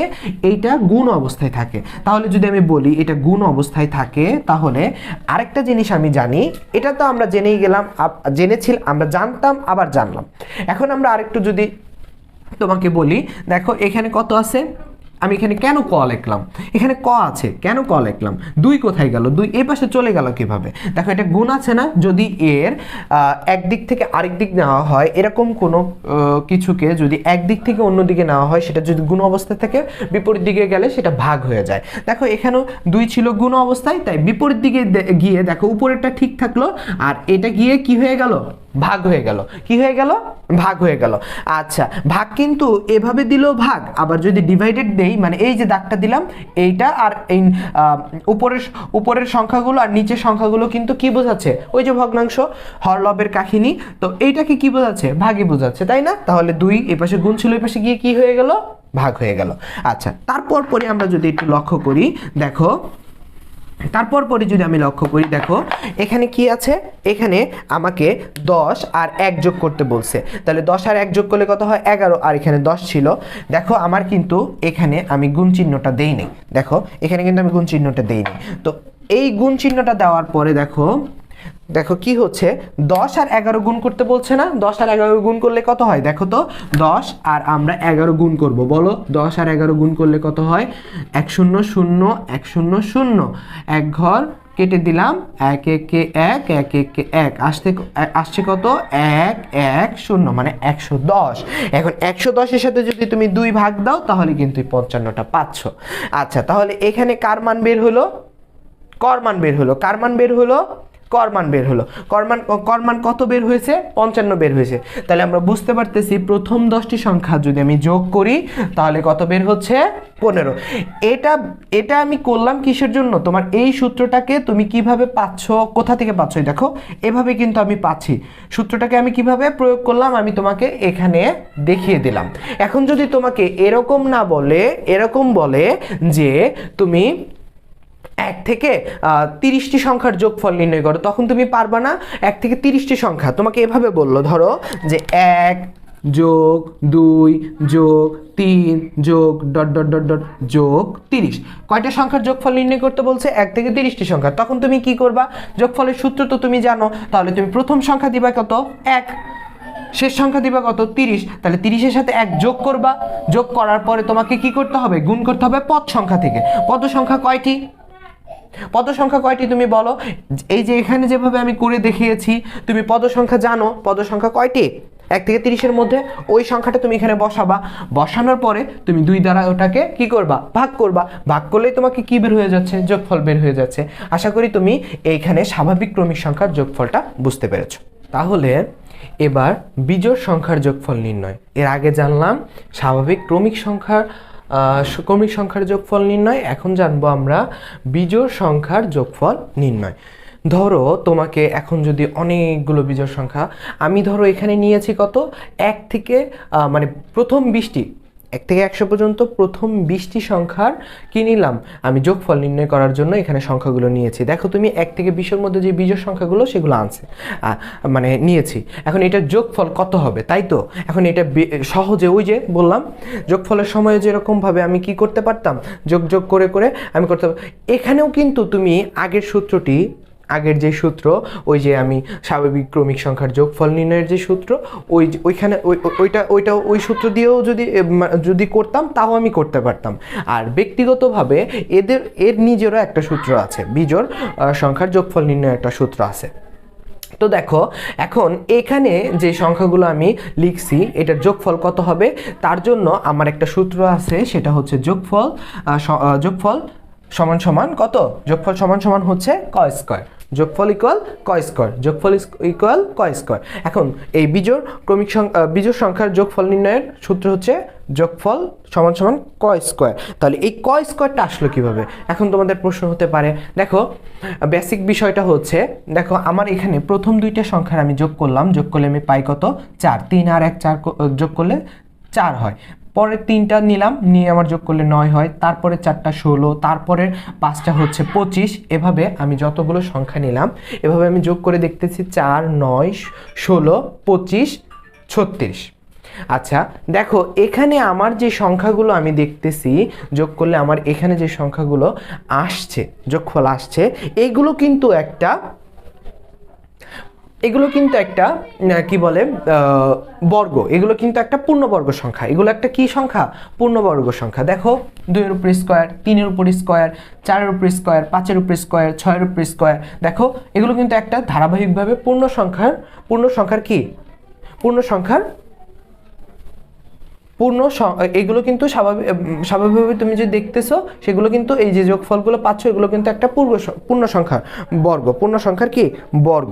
আচ্ছা এবার আমি যদি একটু তোমাদের মনে করাই দিই বর্গটা কি, বর্গটা মনে আছে না তোমাদের, বর্গ হচ্ছে যেই সংখ্যাটা তুমি বর্গ করতে চাচ্ছ ওই সংখ্যাটা তুমি যদি ওই সংখ্যা দ্বারাই আবার গুণ করো, ওই সংখ্যাটা ধরো আমি 2 এর বর্গ বের করব, 2 এর বর্গ ধরো এরকম, তাহলে 2 এর বর্গ যদি আমি বের করতে চাই তাহলে আমার ওই সংখ্যাটা যে সংখ্যার বর্গ বের করবো ওই সংখ্যাটা দ্বারা কি করতে হবে, গুণ করতে হবে। তাহলে এখানে 2 এর বর্গ, তাহলে 2 ওই সংখ্যাটা দ্বারা গুণ করতে বলছে, তাহলে 2 গুণ করলে কত হয়, 4 হয়। তাহলে দেখো আমি কিন্তু এখানে বর্গ বললামই কিন্তু যে আমি এখানে যে সংখ্যাটা বর্গ বের করব ওই সংখ্যাটা দ্বারাই কি করতে হবে, গুণ করতে হবে। গুণ করার পরে যেটা আসলো এটা কিন্তু আমার বর্গ, এটা আমার কি বর্গ। আর এখানে বর্গ আর এইটার দেখো বর্গমূল যদি জিজ্ঞাসা করো বর্গমূলটা কি, এটা হচ্ছে আমার বর্গ, এটা হচ্ছে আমার বর্গ, এটা হচ্ছে আমার বর্গ। আর বর্গমূলটা কি, বর্গমূল হচ্ছে তোমার এই যে এই 4টা তুমি কোথা থেকে পেলা, তুমি এই দেখো তুমি বর্গমূল কথাটা তোমার যখন আসছে বর্গমূল, তুমি কিন্তু এখানে যদি খেয়াল করো বর্গ বিষয়টা তুমি জানো, মূল মানে কি, একটা গাছের যেরকম মূল থাকে, তাহলে বর্গ আমি 4 পাইছি কিন্তু 4টা পেলাম কোথায়, ওইটার মূল কোথায়, মূলটা হচ্ছে 2 থেকে পেলাম মানে 2, তাহলে এটা হচ্ছে তার বর্গমূল। তাহলে আমরা বর্গ এবং বর্গমূল বুঝতে পারলাম। এই প্রেক্ষাপটে এখানে কিন্তু আমি এই জিনিসটা বুঝাইছি পূর্ণবর্গ সংখ্যা। যাই হোক এখানে অনেক বড় আলোচনা, তোমাদের জানতে হবে শুধু বিজোড় সংখ্যার যোগফল নির্ণয়ের সূত্র, তাই আমি এতটুক তোমাদের করে বুঝিয়ে দিলাম। আশা করি তোমরা এখান থেকে এই বিষয়টা বুঝতে পেরেছো। দেখো এখন যদি আমরা একটা কাজ করি, এই যে পূর্ণবর্গ সংখ্যাগুলো এগুলোকে যদি আমরা ক সংখ্যক ক্রমিক স্বাভাবিক সংখ্যার বিজোড় সংখ্যা, দেখো এখানে আমি লিখেছি ক সংখ্যক ক্রমিক স্বাভাবিক বিজোড় সংখ্যার যোগফল ক স্কয়ার, এগুলোকে যদি আমি ক্রমিক সংখ্যাগুলো মানে এখানে যে ক সংখ্যক যে ক্রমিক স্বাভাবিক সংখ্যার বিজোড় স্বাভাবিক সংখ্যাগুলো আছে এগুলোকে যদি আমি ক ধরি, তাহলে ক ধরলে এই সংখ্যাগুলো কত হচ্ছে, ক স্কয়ার না। তাহলে এখানে তুমি যদি এখানে ক স্কয়ার ধরো তাহলে আমরা বলতেই পারি ক সংখ্যক ক্রমিক স্বাভাবিক বিজোড় সংখ্যার যোগফল সমান সমান ক স্কয়ার। ক সংখ্যক ক্রমিক স্বাভাবিক বিজোড় সংখ্যার কি, বিজোড় সংখ্যার যোগফল সমান সমান ক স্কয়ার। তাহলে এগুলো আমার কি ক স্কয়ার কোথা থেকে পেলাম তুমি বুঝতে পারছো, এইখান থেকে আমি পেয়েছি ক স্কয়ার। তাহলে এরকম ভাবে যদি আমি এর পরবর্তী এখন যদি আমাকে ধরো এখানে এই যে এখন এখানে যেই আমার কি বলে বিজোড় সংখ্যাগুলো আছে প্রথম 20টি সংখ্যা, এখানে যদি আমার বলে যে যোগফল নির্ণয় করো তাহলে আমি কি করব, আমার এখানে আমার যে সংখ্যাগুলো আছে এখানে আমার সংখ্যা আছে কয়টা, ক সংখ্যক ক্রমিক স্বাভাবিক বিজোড় সংখ্যা, এখানে ক সংখ্যক এখানে যে বিজোড় সংখ্যাগুলো আছে এখানে কয়টা ক্রমিক সংখ্যা আছে, দেখো তো 1টা 2টা কয়টা বিজোড় ক্রমিক সংখ্যা আছে, 1টা 2টা 3টা 4টা 5টা 6টা 7টা 8টা 9টা 10টা, তাহলে এখানে 10টা আছে না, তাহলে এইখানে ক সংখ্যক তার মানে ক হচ্ছে আমার কত, ক হচ্ছে আমার 10, তাহলে ক যদি আমার 10 হয় তাহলে এখানে ক স্কয়ার বলছে, তাহলে যদি আমার 10 হয় হচ্ছে ক, তাহলে উপরে আমি কি দেই নেই, স্কোয়ার দেই নেই। তার মানে এখানে 10-এর উপর স্কোয়ার মানে বোঝাচ্ছে কি 10 কয়টা, 2টা। তাহলে আমি যদি এখানে 10 গুণ 10 দেই, তাহলে আমার 10 আর 10 গুণ করলে কত হচ্ছে, 10 আর 10 গুণ করলে হচ্ছে 100। তাহলে এখানে আমার যোগ করলে আসবে কত, 100। দেখো এটাকে আমি কিন্তু এভাবে 1 3 যোগ 1-এর সাথে 3 যোগ করে কত হচ্ছে, 5-এর সাথে ওই 4 যোগ করে কত হচ্ছে, এভাবে যদি আমি যোগ করতে যাইতাম তাহলে বহুত সময় লাগতো। তাহলে আমি কিন্তু সহজেই এরকম যদি আমাকে বলা হয় যে তুমি কি বলে 1 থেকে 50 পর্যন্ত বিজোড় সংখ্যা, 1 থেকে 49 পর্যন্ত সকল বিজোড় সংখ্যার যোগফল নির্ণয় করো। তোমাকে যদি বলে 1 থেকে 100 পর্যন্ত বিজোড় সংখ্যার যোগফল নির্ণয় করো, ঠিক আছে, এরকম বিজোড় সংখ্যার যোগফল নির্ণয় করো, তখন কিন্তু তুমি পেরে যাবে, কারণ তোমার সূত্র জানা আছে যোগফল সমান সমান ক স্কয়ার। যতগুলো সংখ্যা থাকবে আমি সেই সংখ্যাগুলোর কি করব, আমি সেই সংখ্যাগুলো আমি যতগুলো সংখ্যা আছে সেই সংখ্যাগুলোর যতগুলো সংখ্যা আমার দেওয়া থাকবে, আমার সেই সংখ্যাগুলো আমি গুণে সেই সংখ্যাটা যেহেতু কয়ের মান, সেই কয়ের মানটা আমি বসাই, উপর স্কয়ার করলে বর্গ করলে আমার কিন্তু যোগফল এসে পড়তেছে। আশা করি তোমাদের বিজোড় সংখ্যার যোগফল নির্ণয়ের মোটামুটি ক্লিয়ার ধারণা তোমরা পেয়ে গেছো। এবার শেষ এই আমাদের স্বাভাবিক সংখ্যার প্যাটার্ন আলোচনার শেষ টপিক নিয়ে আলোচনা করব, সংখ্যাকে 2টি বর্গের সমষ্টি রূপে প্রকাশ। তাহলে এখানে সংখ্যাকে 2টি বর্গের সমষ্টি রূপে প্রকাশ বলতে কি বোঝাচ্ছে, যে কোনো একটা সংখ্যা, ওই সংখ্যাটাকে তোমাকে কি করতে হবে, 2টা বর্গ করে নিতে হবে। 2টি বর্গ ওই সংখ্যাটাকে এমনভাবে সমষ্টি করতে হবে বা যোগ করতে হবে, 2টা বর্গের সমষ্টি যেন, 2টা বর্গের যোগ করে যেন ওই সংখ্যাটা পাওয়া যায়, এরকমভাবে প্রকাশ করতে হবে। এটা হচ্ছে তোমার এই কথার মূল বিষয়। তো এখন আমরা আসো এই কথাটাকে প্র্যাকটিক্যালি বোঝার চেষ্টা করি। ধরো আমি যদি এখন আমাদের ধারাবাহিকভাবে স্বাভাবিক ক্রমিক সংখ্যার 2টি বর্গ করে সমষ্টি করতে চাই, তাহলে দেখো তুমি প্রথমেই আমি যদি বলি, দেখো 1, তুমি বলবাই যে ভাইয়া ক্রমিক সংখ্যা তো প্রথমেই 1 আছে। আচ্ছা ঠিক আছে, তুমি আমাকে বললা 1, এই 1টাকে বলতেছে তোমাকে কি করতে, 2টি বর্গের করতে। আমরা এর আগের ভিডিওতে কিন্তু বর্গ সম্পর্কে জানলাম যে বর্গ হচ্ছে কি, যে সংখ্যাটা বর্গ করতে চাচ্ছি ওইটাকে ওই সংখ্যা দ্বারা গুণ করলে যেটা পাওয়া যায় ওটা হচ্ছে বর্গ বা বর্গ সংখ্যা, ওইটা হচ্ছে বর্গ বা বর্গ সংখ্যা। তাহলে এটা হচ্ছে এভাবে হচ্ছে এটাকে বোঝায় বর্গ করছি, এটাকে বোঝাচ্ছে কি বর্গ, এটাকে বর্গ করা বোঝাচ্ছে। 1 এর উপর স্কয়ার দিয়ে বোঝাচ্ছে কি, 1 এর উপরে স্কয়ার দিয়ে বোঝানো হচ্ছে এটাকে বর্গ করছি।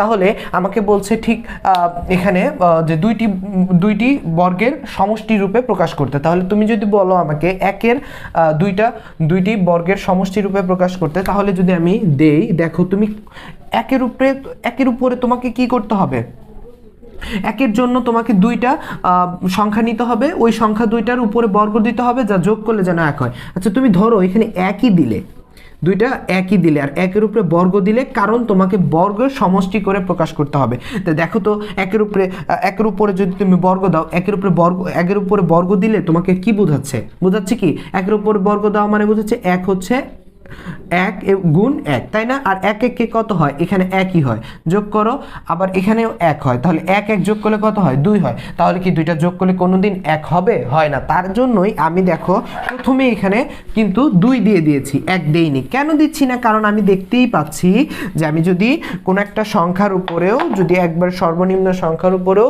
আমি কি করি, স্কয়ার বা বর্গ দেই, তারপর আমি 1 পাচ্ছি না, তার জন্য আমি 1 এখানে নেইনি। তারপরে দেখো আমি 2 নিয়েছি, 2 নেওয়ার পর আমি কি করলাম, দেখো প্রথমেই আমি চেষ্টা করব সবগুলো অঙ্কের ক্ষেত্রে আমি কি চেষ্টা করব, আমি চেষ্টা করব 1 এর উপরে বর্গ দিতে। কেন দিব, মানে আমি ধারাবাহিকতায় দিব। আমি যে বর্গটা এখানে আমি দিচ্ছি, এটা আমি মানে কোনো লাইন বা কোনো রোডের ব্যতিক্রম রোড ইউজ করব না, আমি যে লাইনে হাঁটছি ওই লাইনে আমি কাজ করব। দেখো আমি 2 নিয়েছি না, এখানে 2 নিয়ে দেখো তোমার লক্ষ্য হচ্ছে যেন 2টা বর্গের সমষ্টি 2 হয়, তাই তো? তাহলে প্রথমে আমি 1 নিব, 1 এর উপর স্কয়ার দাও, মানে কি বোঝায়, আচ্ছা এটা পরে করি, যোগ দাও, যোগ দিয়ে তুমি আবার 1 এর উপর স্কয়ার দাও, ঠিক আছে?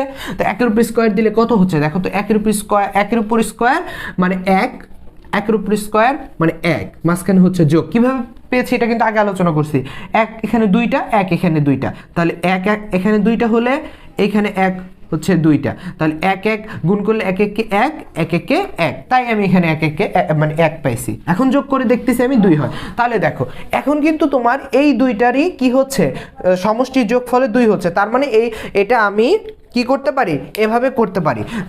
আর একটা জিনিস তোমাকে মনে রাখতে হবে, এখন আমরা যেটা করতেছি এটা দুইটি বর্গের সমষ্টি রূপে প্রকাশ করতেছি, মানে দুইটা করে নিয়ে নিয়ে আমি প্রকাশ করতেছি। কথার বুঝে আসছে? তাহলে দেখো সেম এই জিনিসটাই আমি যদি এখন 3-এর দ্বারা করি, তুমি দেখো 3 দ্বারা যদি করতে যাও, সমষ্টি রূপে প্রকাশ করতে চাও 3কে, তাহলে তোমাকে আমি শিখিয়ে দিয়েছি কিভাবে করতে হবে। প্রথমেই তুমি মানে ধারাবাহিকতায় 1 থেকে শুরু করবে, 1-এর বর্গ করে শুরু করবে। 1-এর বর্গ করলাম প্লাস আবার 1-এর বর্গ নিলাম। দেখো এখানে আমি পাচ্ছি কত 1, এখানে পাচ্ছি কত 1, তাহলে আমার হবে কত 2। কিন্তু এখানে আমার দরকার 3, তাহলে তো হচ্ছে না। তাহলে তুমি যদি এখানে 1 তো নিশ্চয়ই, তুমি যদি এখানে 2 নাও, এখানে কত নাও 2 নাও, তাহলে কিন্তু 2 দুগুণে কত হচ্ছে 2 2 2, এখানে 2 স্কয়ার মানে কি 2 গুণ 2, তাহলে 2 দুগুণে কত হয় 4। এমনি হচ্ছে না, আরও আমি যদি এখানে 2 নেই তাহলে কিন্তু অলরেডি 5 হয়ে যাচ্ছে। তাহলে আমি বুঝতে পারতেছি আমি কোনো সময় 3 এরকম বর্গের দুইটি বর্গের সমষ্টি রূপে প্রকাশ করতে পারবো না, তাই আমি এখানে 3 দেইনি। আবার তুমি চেষ্টা করো 3-এর পরে 4, তুমি 4কেও কিন্তু পারবে না, 4কেও তুমি কি করতে পারবে না, 4কেও তুমি করতে পারবে না। কেন পারবে না আমি একটু দেখিয়ে দিই। দেখো দেখো তুমি যদি এখানে 1 স্কয়ার দাও, তোমাকে 1 স্কয়ার দিলে এই পাশে তুমি 1 স্কয়ার দিলে তো হচ্ছে না, হবে দুইটা 1 স্কয়ার দিলে যদি আমি এখানে 1 স্কয়ার দিই তাহলে তো হচ্ছে 2, হবে না তো। তাহলে তোমার কি করতে হবে, তাহলে হয়তোবা এখানে আমি কি করতে পারি, এখানে হয়তোবা আমি 2 নিতে পারি, এক পাশে একটা সমষ্টিতে আমি কি করতে পারি, একটাতে আমি কি করতে পারি 2 নিতে পারি। 2 নিলে কত হচ্ছে 2 দুগুণে 4 হচ্ছে, এখানেই 4 হয়ে যাচ্ছে, তো যোগ করলে তো আরো বেশি হয়ে যাবে, তাই না? তাহলে 4 হচ্ছে না। এরপরে তুমি চেষ্টা করো, তুমি যদি তোমার যদি এখানেই না হয়, তাহলে তুমি যদি এই পাশেও 2 নাও, এই পাশেও 2 নাও স্কয়ার দাও, তাহলে তো সম্ভবই না, তাই না? তাহলে এই 4কেও কি করা যাবে না, 2 বর্গের সমষ্টি রূপে প্রকাশ করা যাবে না। এরপরে তুমি খেয়াল করো যে 4-এর পরে 5, দেখো 5কে তুমি পারবে। এই যে আমি এখানে করে দিয়েছি, দেখো কয়েকটা 1-এর উপরে স্কয়ার দিছি, 1-এর উপরে স্কয়ার দেওয়ার পরে আমার কি হলো, 1-এর উপরে স্কয়ার মানে 1, আর 2-এর উপরে স্কয়ার মানে কত 2 দুগুণে 4, তাহলে 4 আর 1 কত 5। দেখছো আমি 5 দিছি। 6কে পারবা না। কেন পারবা না? 1-এর উপরে স্কয়ার দাও, 1-এর উপরে স্কয়ার দাও, 1-এর উপরে স্কয়ার দাও, তুমি তারপরে 1 দিয়ে দেখো যাচ্ছে না, মানে আমি এভাবে বোঝানোর চেষ্টা করতেছি। যদি আমরা 6কে চেষ্টা করি তাহলে 1-এর উপর স্কয়ার প্লাস 1-এর উপর স্কয়ার হবে, হবে না, 2 হচ্ছে, এখানে আছে কত 6। তারপর তুমি এখানে 2 দিয়ে দেখো, 2-এর উপর 4 আর এখানে কত 1, 5 হয়, হবে, হবে না। তো তুমি কি করবা, 3 দিয়ে চেষ্টা করবা, করো 3 দিয়ে চেষ্টা, 3 দুগুণে 6, দেখছো এই পাশে 6 হয়ে যাচ্ছে, তো এই পাশে কি করে হবে, হবে না। তো এইরকম ধারাবাহিকতায় তুমি যদি খেয়াল করো তাহলে দেখো তোমার এখানে দুইটি বর্গের সমষ্টি রূপে এরকম ভাবে 2 5 দিয়ে যাচ্ছে, 8 দিয়ে এরকম ভাবে যাবে, এরকম ভাবে যেতে যেতে তুমি খেয়াল রাখবা, তোমাকে কিন্তু একটা নিয়ম শিখিয়ে দিয়েছি, তুমি এখানে 1 দিয়ে শুরু করবা, কি করবা 1 দিয়ে শুরু করবা। যদি না যায়, দেখো এখানে কিন্তু 8-এর ক্ষেত্রে আমি 1 দেই নাই, 8-এর ক্ষেত্রে কি করি নাই 1 দেই নাই। কেন দেই নাই আমি একটু বুঝাই দেই। 8-এর উপরে স্কয়ার, 8-এর আমি যদি দুইটি বর্গের সমষ্টি করি, তাহলে যদি আমি এখানে 1 স্কয়ার দিতাম তাহলে 1 স্কয়ার প্লাস 1 স্কয়ার 2 হতো, কত হইতো 2 হতো। এখন যদি আমি এখানে 2 দেই, 2 দুগুণে কত হচ্ছে 4 হচ্ছে, আছে কত এখানে 1, তাহলে এখানে 1 হচ্ছে, এখানে 4 হচ্ছে, যোগ করলে কিন্তু 5 হচ্ছে, 8 হচ্ছে না। তাহলে আমি কত করব, 3 দিয়ে দেখি, দিবা 3 দাও 3, তুমি দিবা 3 দিয়ে দেখো, 3 দিয়ে দেখো কত হচ্ছে, 3 দিয়ে কত হচ্ছে, এখানে হচ্ছে 3-3-এর উপর স্কয়ার দিলে 3 3 9, বড় হয়ে যাচ্ছে, হবে, হবে না। তাহলে এখানে আমার কি করতে হবে, তাহলে আমার এখানে 1 এভাবে এই পাশে 1 দিলে হচ্ছে না, আমি চেষ্টা করে দেখি এই পাশে 2-এর উপর স্কয়ার দিয়ে করে দেখো, যখন যাবে না তখন তুমি 2 নিবা, তারপর 3 দিয়ে চেষ্টা করো, সমস্যা নেই। কিন্তু যখন তোমার এভাবে হচ্ছে না, তারপরে তুমি ওই রাস্তাটা গ্রহণ করো। দেখো এখানে 2 দুগুণে কত হয় 4, যোগ 2 দুগুণে কত হয় 4, এবার তুমি যোগ করলে দেখবে 8 পাচ্ছ। তাহলে এর জন্য আমি বলছি 2 স্কয়ার প্লাস 2 স্কয়ার। এভাবে তুমি ধারাবাহিকতায় যদি চলতে থাকো তাহলে দেখবা 1 থেকে 100 পর্যন্ত, এভাবে যদি তুমি যেতে থাকো 1 থেকে 100 পর্যন্ত, বা 1 থেকে 100-র মধ্যে 34 থেকে 35টা, 34 অথবা 35টি সংখ্যাকে দুইটি স্বাভাবিক সংখ্যার বর্গের যোগফল হিসেবে প্রকাশ করতে পারবা, এভাবে করতে পারবা আর কি। কথা বুঝতে পারছো? মানে 1 থেকে 100 পর্যন্ত তুমি হয়তো 34 নয়তো 35, মানে এরকম ম্যাক্সিমাম তোমাকে বলতে পারি আমি 34টি ধরা 34টি সংখ্যাকে তুমি এভাবে দুইটি স্বাভাবিক বর্গের যোগফল হিসাবে প্রকাশ করতে পারবা। আচ্ছা, আবার কিছু কিছু স্বাভাবিক সংখ্যা আছে না, কিছু কিছু স্বাভাবিক সংখ্যা দুই এরকম দুটি ছাড়াও দুই বা ততোধিক উপায়ে, মানে এখানে আমরা কয়টি উপায়ে করছি, একটা উপায়ে করছি। দেখো 2কে একটা ভাবে করছি, 5কেও একটা ভাবে, হ্যাঁ 4কেও একটা ভাবে করেছি। কিন্তু কিছু স্বাভাবিক সংখ্যা দুই বা ততোধিক উপায়ে দুইটি বর্গের সমষ্টি রূপে প্রকাশ করা যায়। তাহলে যেমন আমি যদি একটা উদাহরণ তোমাকে দেখাই, 50কে তুমি দেখো 1 স্কয়ার মানে কত 1, এই 1 স্কয়ার মানে কত হচ্ছে 1, প্লাস 7 স্কয়ার মানে 7 সাতা 7 উপর স্কয়ার মানে কত 7 সাতা 49। আচ্ছা, এখন দেখো 49 আর 1 যোগ করলে কত হয় 50। আচ্ছা, তাহলে দেখো এইটাকে আমি কিন্তু অলরেডি একটা উপায় করে ফেলছি, এই যে উপরের একটা উপায় 50 বের করে ফেলছি, তাছাড়া ওইটা আবার আরেক উপায়ে যাবে। কিভাবে, এখানে 5 এর উপরে স্কয়ার মানে কি 5 আছে 2টা, 5 5 25, আর এখানেও সেম 5 5 25, তাহলে 25 যোগ করলে কত হয় 50। তাহলে এখানে কয়ভাবে করলাম, দুইভাবে করলাম না, তাই আমি এখানে লিখেছি কিছু স্বাভাবিক সংখ্যা দুই বা ততোধিক উপায়ে দুইটি বর্গের সমষ্টি রূপে প্রকাশ করা যায়। দুইভাবে করছি, আবার বলতেছি এখানে ততোধিক মানে দুইয়েরও বেশি ভাবে করা যায়। আমি আরেকটা দেখি, এই যে 325 বড় সংখ্যাকে দুইয়ের ততোধিক ভাব করা যায়। যেমন এই যে 1 এর উপর স্কয়ার প্লাস 18 উপর স্কয়ার, 18 স্কয়ার করে দেখো 1 এর উপর স্কয়ার করে দুইটা যোগ করলে দেখো 325 হচ্ছে। আবার এখানে দেখো 6 এর উপর স্কয়ার করে যেটা আসবে, 17 এর উপর স্কয়ার করলে যেটা আসবে, দুইটা যোগ করলে 325 আসতেছে। 10 এর উপর স্কয়ার করে দেখো, 15 এর উপর স্কয়ার করে দেখো, দুইটা যোগ করলে 325 আসতেছে। তাহলে আমরা বুঝতে পারছি যে কিছু কিছু স্বাভাবিক সংখ্যা একভাবে না, দুইভাবেও না, মানে ততোধিকভাবেও করা যায়। তাহলে আমরা এখানে মোটামুটি আমাদের সংখ্যাকে যে কোনো সংখ্যাকে দুইটি বর্গের সমষ্টি রূপে প্রকাশ করার যেই মূল বিষয়, এটা আমি বোঝাতে পেরেছি। ঠিক আছে, তো এখানে আমাদের মনে রাখতে হবে আরেকটা জিনিস, সবগুলো সংখ্যা কিন্তু করা যাচ্ছে না, আমি কিন্তু কেন করা যাচ্ছে না সেটাও বোঝাই দিয়েছি। তো আশা করি তোমরা এখানে দুইটি বর্গের সমষ্টি রূপে প্রকাশ সম্পূর্ণ বিষয়টা বুঝতে পেরেছো। তাহলে এবার আমরা কি করব জানো, এবার আমরা এই যে এখানে দেখো যেভাবে আমরা স্বাভাবিক সংখ্যার প্যাটার্ন নিয়ে আলোচনা করতে এতগুলো টপিক জেনেছি, এখন ঠিক আমরা ম্যাজিক বর্গ গঠন এরকম কিছু নিয়ে আলোচনা করব। তার জন্য আমাদের দুইটা বিষয় জানতে হবে, 3 ক্রমের ম্যাজিক বর্গ, 4 ক্রমের ম্যাজিক বর্গ।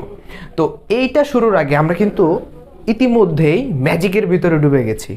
কিভাবে ম্যাজিকের ভিতরে ডুবে গেছি, তুমি হয়তো আমার এই পাশটা দেখে বলতেছো যে কিরে ভাইয়া এরকম 4টা বক্স খালি, 4টা ফাঁকা ময়দান এঁকে রেখেছে কেন, এটা বুঝাবো। ঠিক আছে, তো এটাই তো ম্যাজিক। ঠিক আছে, এই সাদাটাকে আমরা দেখবা যে একটু পরে একটা মানে না জানা ম্যাজিকের ভিতরে ঢুকে ভরপুর করে দেব। ঠিক আছে, তো দেখো ম্যাজিক বর্গ গঠন, এটার ভিতরে আমাদের শুধু ম্যাজিকের খেলা।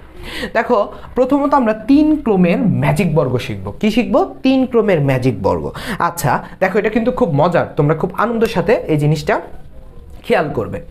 দেখো এটা করে কিন্তু তোমরা তোমাদের বন্ধু-বান্ধব তো এই ক্লাস করতেছেই, তাছাড়াও তোমাদের হয়তো বা যাদের চেনো না, জানো, মানে নতুন পরিচিত হচ্ছ, তাদের সাথে কিন্তু এই জিনিসটা শেয়ার করে তারা বলতে পারো দেখো আমি ম্যাজিক জানি, তুমি এটা পারছো না। হ্যাঁ দেখো, তাহলে এখানে 3 ক্রমের ম্যাজিক বর্গ, এটার মধ্যে প্রথম কাজ হচ্ছে তোমাকে কি করতে হবে, এখানে তোমাকে কি বলে দৈর্ঘ্য বরাবর এইদিকে 3টা ভাগ করতে হবে। কয়টা ভাগ? 3টা ভাগ। এবং প্রস্থ বরাবর তোমাকে 3টা ভাগ করতে হবে। তাহলে আসো আমরা দৈর্ঘ্য বরাবর প্রস্থ বরাবর আমরা ভাগ করি। দৈর্ঘ্য বরাবর যদি আমরা ভাগ করি তাহলে এইদিকে একটা, কয়টা বলছি? 3টা না? তাহলে 3টা ভাগ করলাম। এরপরে প্রস্থ বরাবর আমরা কয়টা করব? 3টা করেছি। এই তো এখন কাজ হচ্ছে তোমার এখানে দেখো ছোট ছোট 9টি বর্গ বা 9টি ঘর তুমি পেয়ে গেছো। ঠিক আছে না? তো এখানে তোমাকে একটা জিনিস লক্ষ্য করতে হবে, সেটা হচ্ছে এখানে তুমি একবারে মাঝ যে বর্গটা বা মাঝখানে যে ঘরটা, সেখানে তুমি 5 বসাবা। কত বসাবা? 5 বসাবা। আচ্ছা ঠিক আছে, তাহলে আমি এখানে 5 বসাই। দেখো এখানে আমি 5 বসাইলাম। 5 বসানোর পরে তোমাকে দেখো এই যে তোমার বর্গটা, এই বর্গের 4টা কোণায় তুমি 4টা জোড় সংখ্যা বসাবা একবারে। তোমার যে জোড় সংখ্যাগুলো আছে 2 থেকে শুরু করো, 2 4 6 8 বসিয়েছো। আচ্ছা, তুমি কিন্তু এটা খাতায় নিজে নিজে এখন করতে পারো। তারপরে দেখো তোমার এখানে কাজ হচ্ছে, তুমি এখানে এখন যে যে সংখ্যায় বসাও এই খালি ঘরগুলোতে তোমাকে লক্ষ্য রাখতে হবে, তুমি আড়াআড়ি যোগ করো, তুমি সোজা যোগ করো, তুমি পাশাপাশি যোগ করো, যেভাবেই যোগ করো তোমার যেন সব দিকে 15 হয়। সব দিকে কত হয়? 15 হয়। আসলে এবার তোমার দেখো, তুমি এটাকে যদি এভাবে বসাও, তুমি দেখো এই টেকনিকটাই তুমি যদি কারোর সাথে প্রয়োগ করো দেখবে ও পারবে না। তুমি যেহেতু এই জিনিসটা শিখে ফেলছো, এটা একটা টেকনিকের উপরে নির্ভর করে। দেখো এখানে যেহেতু আমি বললাম প্রত্যেকটা পাশে আমাকে কত হতে হবে? 15 হতে হবে। তাহলে এখানে আমার 4 আছে, এখানে আছে কত? 2। এখানে আছে কত? 2। আচ্ছা, তাহলে এখানে 4 আর 2 যোগ করলে কত হচ্ছে? 4 5 6। তাহলে 6 এর সাথে আর কত এখানে বসালে, মানে 6 এর সাথে 15 হতে গেলে আর কত বসালে এখানে আমার 15 হবে পাশাপাশি। দেখো এখানে কিন্তু আমার 9 বসালে কিন্তু আমি এখানে যদি 9 বসাই, তুমি দেখো 4 আর 2 যোগ করলে 6, তাহলে 6 7 8 9 10 11 12 13 14 15। দেখো এখানে কিন্তু আমি 9 ঘর যদি আমি এখানে বসাই, 9 বসাই, তাহলে কিন্তু আমার পাশাপাশি 15 হচ্ছে। কি হচ্ছে? 15 হচ্ছে। অনুরূপভাবে এবার তুমি এদিকে খেয়াল করো, এখানে আছে 6, এখানে আছে কত? 2। তাহলে এখানে 6 আর 2 যোগ করলে কত হয়? 8। এখন 8 এর সাথে আর কত যোগ করলে এখানে কত বসাইলে 15 হবে? তুমি যোগ করো 8 8 9 10 11 12 13 14 15। তাহলে 7 যদি তুমি এখানে বসাও তাহলে কিন্তু 15 হচ্ছে। দেখো 7 7 8 9 9, এখানে আছে 6 9 10 11 12 13 14 15। দেখছো?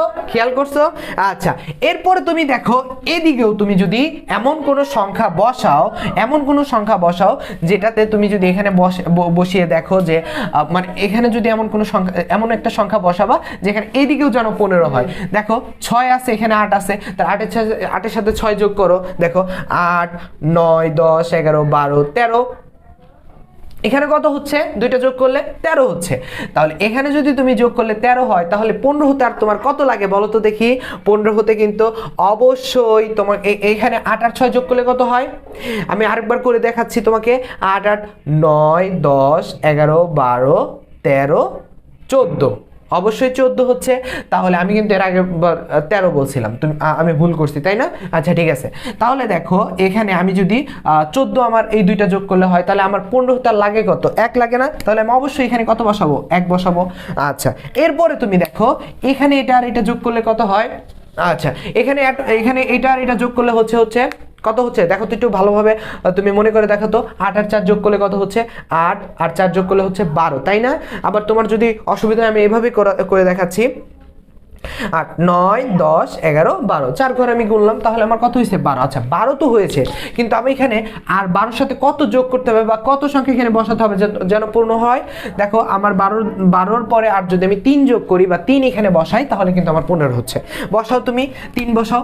এরপর তুমি খেয়াল করো, দেখো তুমি যেদিকে যেভাবে করো, এখানে 4-এর সাথে 4 9 2 যোগ করো, তোমার 15 হবে। 4 9 2 যোগ করলে কত হচ্ছে? 15। তুমি এখানে 3 5 7 যোগ করো, 15। তারপরে পাশাপাশি করতেছি কিন্তু, তুমি 8 1 6 যোগ করো, 15। তারপরে তুমি এদিকে যোগ করো, 8 3 4 যোগ করো, 15। কত হবে? 15। এদিকে যোগ করো 15, এদিকে যোগ করো 15। তুমি যেদিকেই যোগ করবে দেখো তোমার সব বেলায় কি আসতেছে? 15 আসতেছে। আচ্ছা, এভাবেও তুমি যদি করো 15, এভাবেও যদি করো 15, এখানেও যদি করো 15, তাহলে আমরা সব দিকে 15 পাচ্ছি কিনা? তাহলে দেখো আমরা কিন্তু এখানে যদি তুমি চালাকি করে বা তুমি যদি একটু নিজেকে যে না এভাবেই কেন, আরো অন্যভাবে তুমি করে দেখো, তুমি কিন্তু পারবে না, তোমার কিন্তু অসুবিধা হবে। তোমাকে কিন্তু ভাবতে হবে, এটা করতে হবে। তো এই টেকনিকটা তোমাকে কি শিখাচ্ছে? প্রথমত দৈর্ঘ্য বরাবর 3টা ঘর কাটতে হবে। যেহেতু এখানে 3 ক্রমের ম্যাজিক বর্গ, তাহলে 3টা করেই কাটতে হবে। তাহলে সেই বর্গের ভিতরে আমি 3 ভাগ করবো দৈর্ঘ্যের দিকে, এরপরে প্রস্থের দিকে 3টা ভাগ করব। করার পরে তোমাকে খেয়াল রাখতে হবে মাঝ বরাবর যে ঘরটা আছে, মানে এখানে কিন্তু যখন তুমি এরকম ভাবে দৈর্ঘ্য প্রস্থ বরাবর কেটে ফেলবা তোমার কিন্তু 9টা ঘর হয়ে যাবে। সেই মাঝ বরাবর যে ঘরটা থাকবে সেই ঘরে তুমি বিজোড় সংখ্যা 5 বসাবা, এরপরে 4 কোণায় তোমার 4টা জোড় সংখ্যা বসাই দিবা। তারপর পরে তুমি দেখো কোনাকুনি যে সংখ্যাগুলো আছে সেই সংখ্যাগুলো যোগ করে যত সংখ্যা লাগে তোমার 15 হতে, সেই সংখ্যাটা বসালেই তোমার কিন্তু সব দিকে এরকম ভাবে 15 হয়ে যাচ্ছে। আচ্ছা, এখন আমরা যে ম্যাজিকের ভিতরে ডুবে আমরা 3 ক্রমের ম্যাজিক বর্গ শিখলাম, তাই না? এখন আমরা শিখবো যে 4 ক্রমের ম্যাজিক বর্গ। আচ্ছা দেখো, এই 3টা ঘরও এরকম খালি ঘর করে রেখেছি, এইভাবে যেভাবে বুঝালাম এভাবে বোঝানোর জন্যই। আচ্ছা, তো আসো 4 ক্রমের ম্যাজিক বর্গ কিভাবে করতে হয়।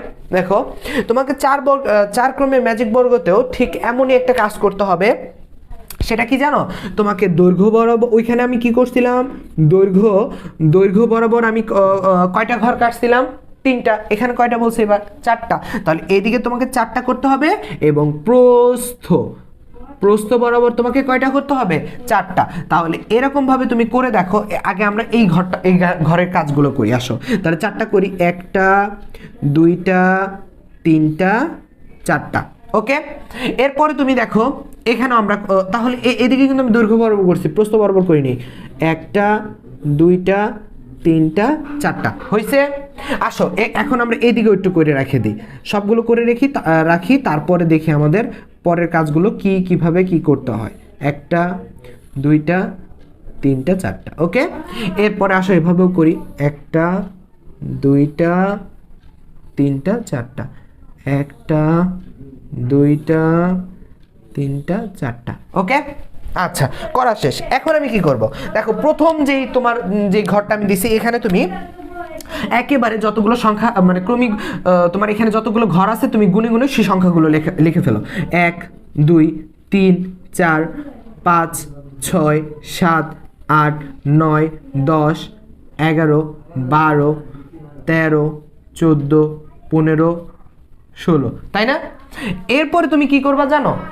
এখানে যে সংখ্যাগুলো লিখলা তার বিপরীতকরণ করো। তুমি এই পাশ এখান থেকে তুমি শুরু করছো 1 দিয়ে 16 লিখছো, এখন তুমি এই দিক থেকে 16 থেকে শুরু করো। তাহলে আমি আসো 16 থেকে শুরু করি। 16 15 14 13 12 11 10 9 8 7 6 5 4 3 2 1 লিখছি। আচ্ছা, এখন তোমার কাজ কি দেখো। এটা কিন্তু ওইটাও সহজ ছিল, ওইটাও খুব মজার ছিল, এটা আরো মজার। এভাবে যত তুমি ক্রম বাড়াবা, তুমি এখানে 3 ক্রম 4 ক্রম যত ক্রম বেড়ে যাবে তোমার তত মজা লাগবে, ঠিক আছে? তো দেখো, এখন তুমি কি কাজ করবা? এখানে তুমি একটা কাজ করো, এখানে প্রথম ঘরটার মধ্যে তুমি একটা গোল বৃত্ত করো। তাহলে গোল বৃত্ত করলে দেখো তো এভাবে পড়তেছে কিনা? হ্যাঁ, পড়ছে। আচ্ছা, তুমি যে গোল বৃত্তগুলো দিলে না, দেখো এই গোল বৃত্তর ভিতরে যে সংখ্যাগুলো পড়লো তুমি সেই সংখ্যাগুলো এখানে তার নির্দিষ্ট এখানে যেই ঘরগুলোর মধ্যে সেই যে সংখ্যার মধ্যে দাগ পড়ছে তুমি সেই সংখ্যাগুলো এখানে লেখো। তাহলে দেখো তো এখানে কোন 2 এর উপরে বৃত্ত পড়ছিল না, তাই 2 লিখলাম। এখানে 3 এর উপরে পড়েছিল তাই লিখলাম। 8 এর উপরেও পড়েছিল, তারপরে 12 এর উপরেও পড়েছিল, তারপরে 15 এর উপরেও পড়েছিল, তারপরে 14 এর উপরেও পড়েছিল, এরপরে পড়েছিল কত? 9 এর উপরে, এরপরে পড়েছিল কত? 5 এর উপরে। পড়ছে না? আচ্ছা, এখন তাহলে তো ভাইয়া এই ঘরের কাজ করলাম, ওই ঘরের কাজ কি? দেখো, এই ঘরের কাজে তুমি কি করবা? এই ঘরের কাজেও অনুরূপ এইরকমই করতে হবে তোমাকে। কি করতে হবে? এরকমই করতে হবে। দেখো, এখন তুমি এখানে এরকম আবার একটা বৃত্ত দাও, বৃত্ত। দেখো, এই বৃত্তর ভিতরও সেম এখানে যেরকম তুমি অঙ্কগুলো বসাই নিছো, এখানে এই বৃত্ত বাদে যেই সংখ্যাগুলো আছে যেই জায়গায় আছে তুমি সেই জায়গায় বসাও। দেখো, 16 কোণায় ছিল না, 16 বসাও। ওইখানে 13 কোণায় ছিল না, 13 বসাও। মাঝখানে কি ছিল? 11 ছিল। তারপরে কত ছিল? 10 ছিল। তারপরে কত ছিল? 7 ছিল। তারপর কত ছিল? 6 ছিল। তারপরে কত? এই কোণায় 4, ওই কোণায় কত? 1। এখন তোমার ম্যাজিকটা কিন্তু হয়ে গেছে। দেখো ম্যাজিকটা কিভাবে হয়েছে। এবার তুমি যদি এখানে এদিকে যদি তুমি যোগ করো, তুমি যদি এদিকে যোগ করে দেখো, তোমাকে আমি করে দেখাচ্ছি। দেখো এখানে কত আছে 10, এখানে আছে 10 মানে 14, এখানে 15, আমি 10 মানে তোমাকে যোগের সুবিধার্থে করতেছি। 10 10 20, 4 5 9, তাহলে 29 আর 1 30, 4 কত হয় 34। এখানে কিন্তু একটা ছোট্ট জিনিস আমি বলিনি, ওইখানে আমাদের সব দিকে আড়াআড়ি যেভাবেই করি, পাশাপাশি সোজাসুজি যেভাবেই করি আমার কিন্তু 15 যোগ করে পেতে হতো। আর এখানে কত জানো, এখানে তুমি যেভাবেই করো সব দিকে যেন 34 হয়, হবে 34, কত হবে 34। এটা হচ্ছে এই 4 ক্রমের ম্যাজিক বর্গের শর্ত। আচ্ছা, তো দেখো এখন তোমার এখানে কাজ হচ্ছে, তুমি যেভাবেই করো তোমার যেন যেভাবেই করো তোমার এখানে 34 হবে। তাহলে এখানে আমার যোগ করলে কত হচ্ছে 34, এখানে যোগ করলেও দেখো তুমি 34 হবে, এখানে যোগ করলেও কত হবে 34 হবে, এখানে যোগ করলে দেখো 34 হচ্ছে। তুমি এটা খাতায় প্র্যাকটিস করো, তোমারও হবে। দেখো তারপরে এখানে কত হচ্ছে 34, এখানে কত হচ্ছে 34, এখানে কত হচ্ছে 34, এখানে কত হচ্ছে 34। তুমি যেভাবেই যোগ করো না কেন তোমার এই দিকে যেদিকেই বলো তোমার সব দিকে 34 হবে। এটাই হচ্ছে তোমার এই ম্যাজিক বর্গ, যেটা আমরা ম্যাজিক হিসাবে চিনি, সেই ম্যাজিক বর্গের কি বলো মজা, ম্যাজিক বর্গের মজা। তাহলে সব দিকে আমার কি হচ্ছে 34 হচ্ছে না? তাহলে এটা শিখলাম আমি কি 4 ক্রমের ম্যাজিক বর্গ। এটা শিখলাম কি আমি 4 ক্রমের ম্যাজিক বর্গ। আচ্ছা, এখন তোমাকে এখানে একটা জিনিস জানিয়ে রাখা ভালো, যে এই যে তুমি 3 ক্রমের ম্যাজিক বর্গ শিখলা, 4 ক্রমের ম্যাজিক বর্গ। আচ্ছা, তোমাকে যদি আমি এর 4 একটু বড় দিই, 4 ক্রমের না দিয়ে 5 ক্রমের দেই, তুমি এই নিয়মটা ফলো করো, ওইভাবে হয়ে যাবে। 6 ক্রমের করো, এভাবে হয়ে যাবে। তো আশা করি তোমাকে এই ম্যাজিক বর্গের যতটুকু শিখাইলাম, 3 ক্রমের ম্যাজিক বর্গ আর 4 ক্রমের ম্যাজিক বর্গ, আশা করি তোমরা এই ম্যাজিকগুলো শিখে ফেলছো এবং এখান থেকে অনেক মজা নিয়েছো। আশা করি তোমরা সম্পূর্ণ বুঝতে পেরেছো। এতটুকুই তোমার ম্যাজিক বর্গের জন্য যথেষ্ট। তো এবার আমরা যেরকম ধারাবাহিকতায় জানতেছিলাম স্বাভাবিক সংখ্যার প্যাটার্ন, ম্যাজিক বর্গ গঠন, তো সেরকমভাবে এখন আমরা সংখ্যা নিয়ে খেলা এই রকম বিষয়টা জানবো, এইটা নিয়ে আলোচনা করব। তো যাই হোক, আমরা আশা করি এই উপরে আমরা যে টপিকগুলো আলোচনা করলাম সেগুলো আমাদের বোঝার মতো অনেক কিছু ছিল। তার কিন্তু আমরা যদি এই দিকের থেকে খেয়াল করি ম্যাজিক বর্গ গঠন, এখান থেকে কিন্তু আমরা সম্পূর্ণটাই মজা করতে করতে আসলাম। ঠিক আছে, এগুলো কিন্তু আমাদের ওইরকম বোঝার ছিল না। জানি না উপরের টুকু তোমরা কতটুকু তোমাদের মাথার ভিতর দিয়ে গেছে আর কতটুকু মাথার উপর দিয়ে চলে গেছে।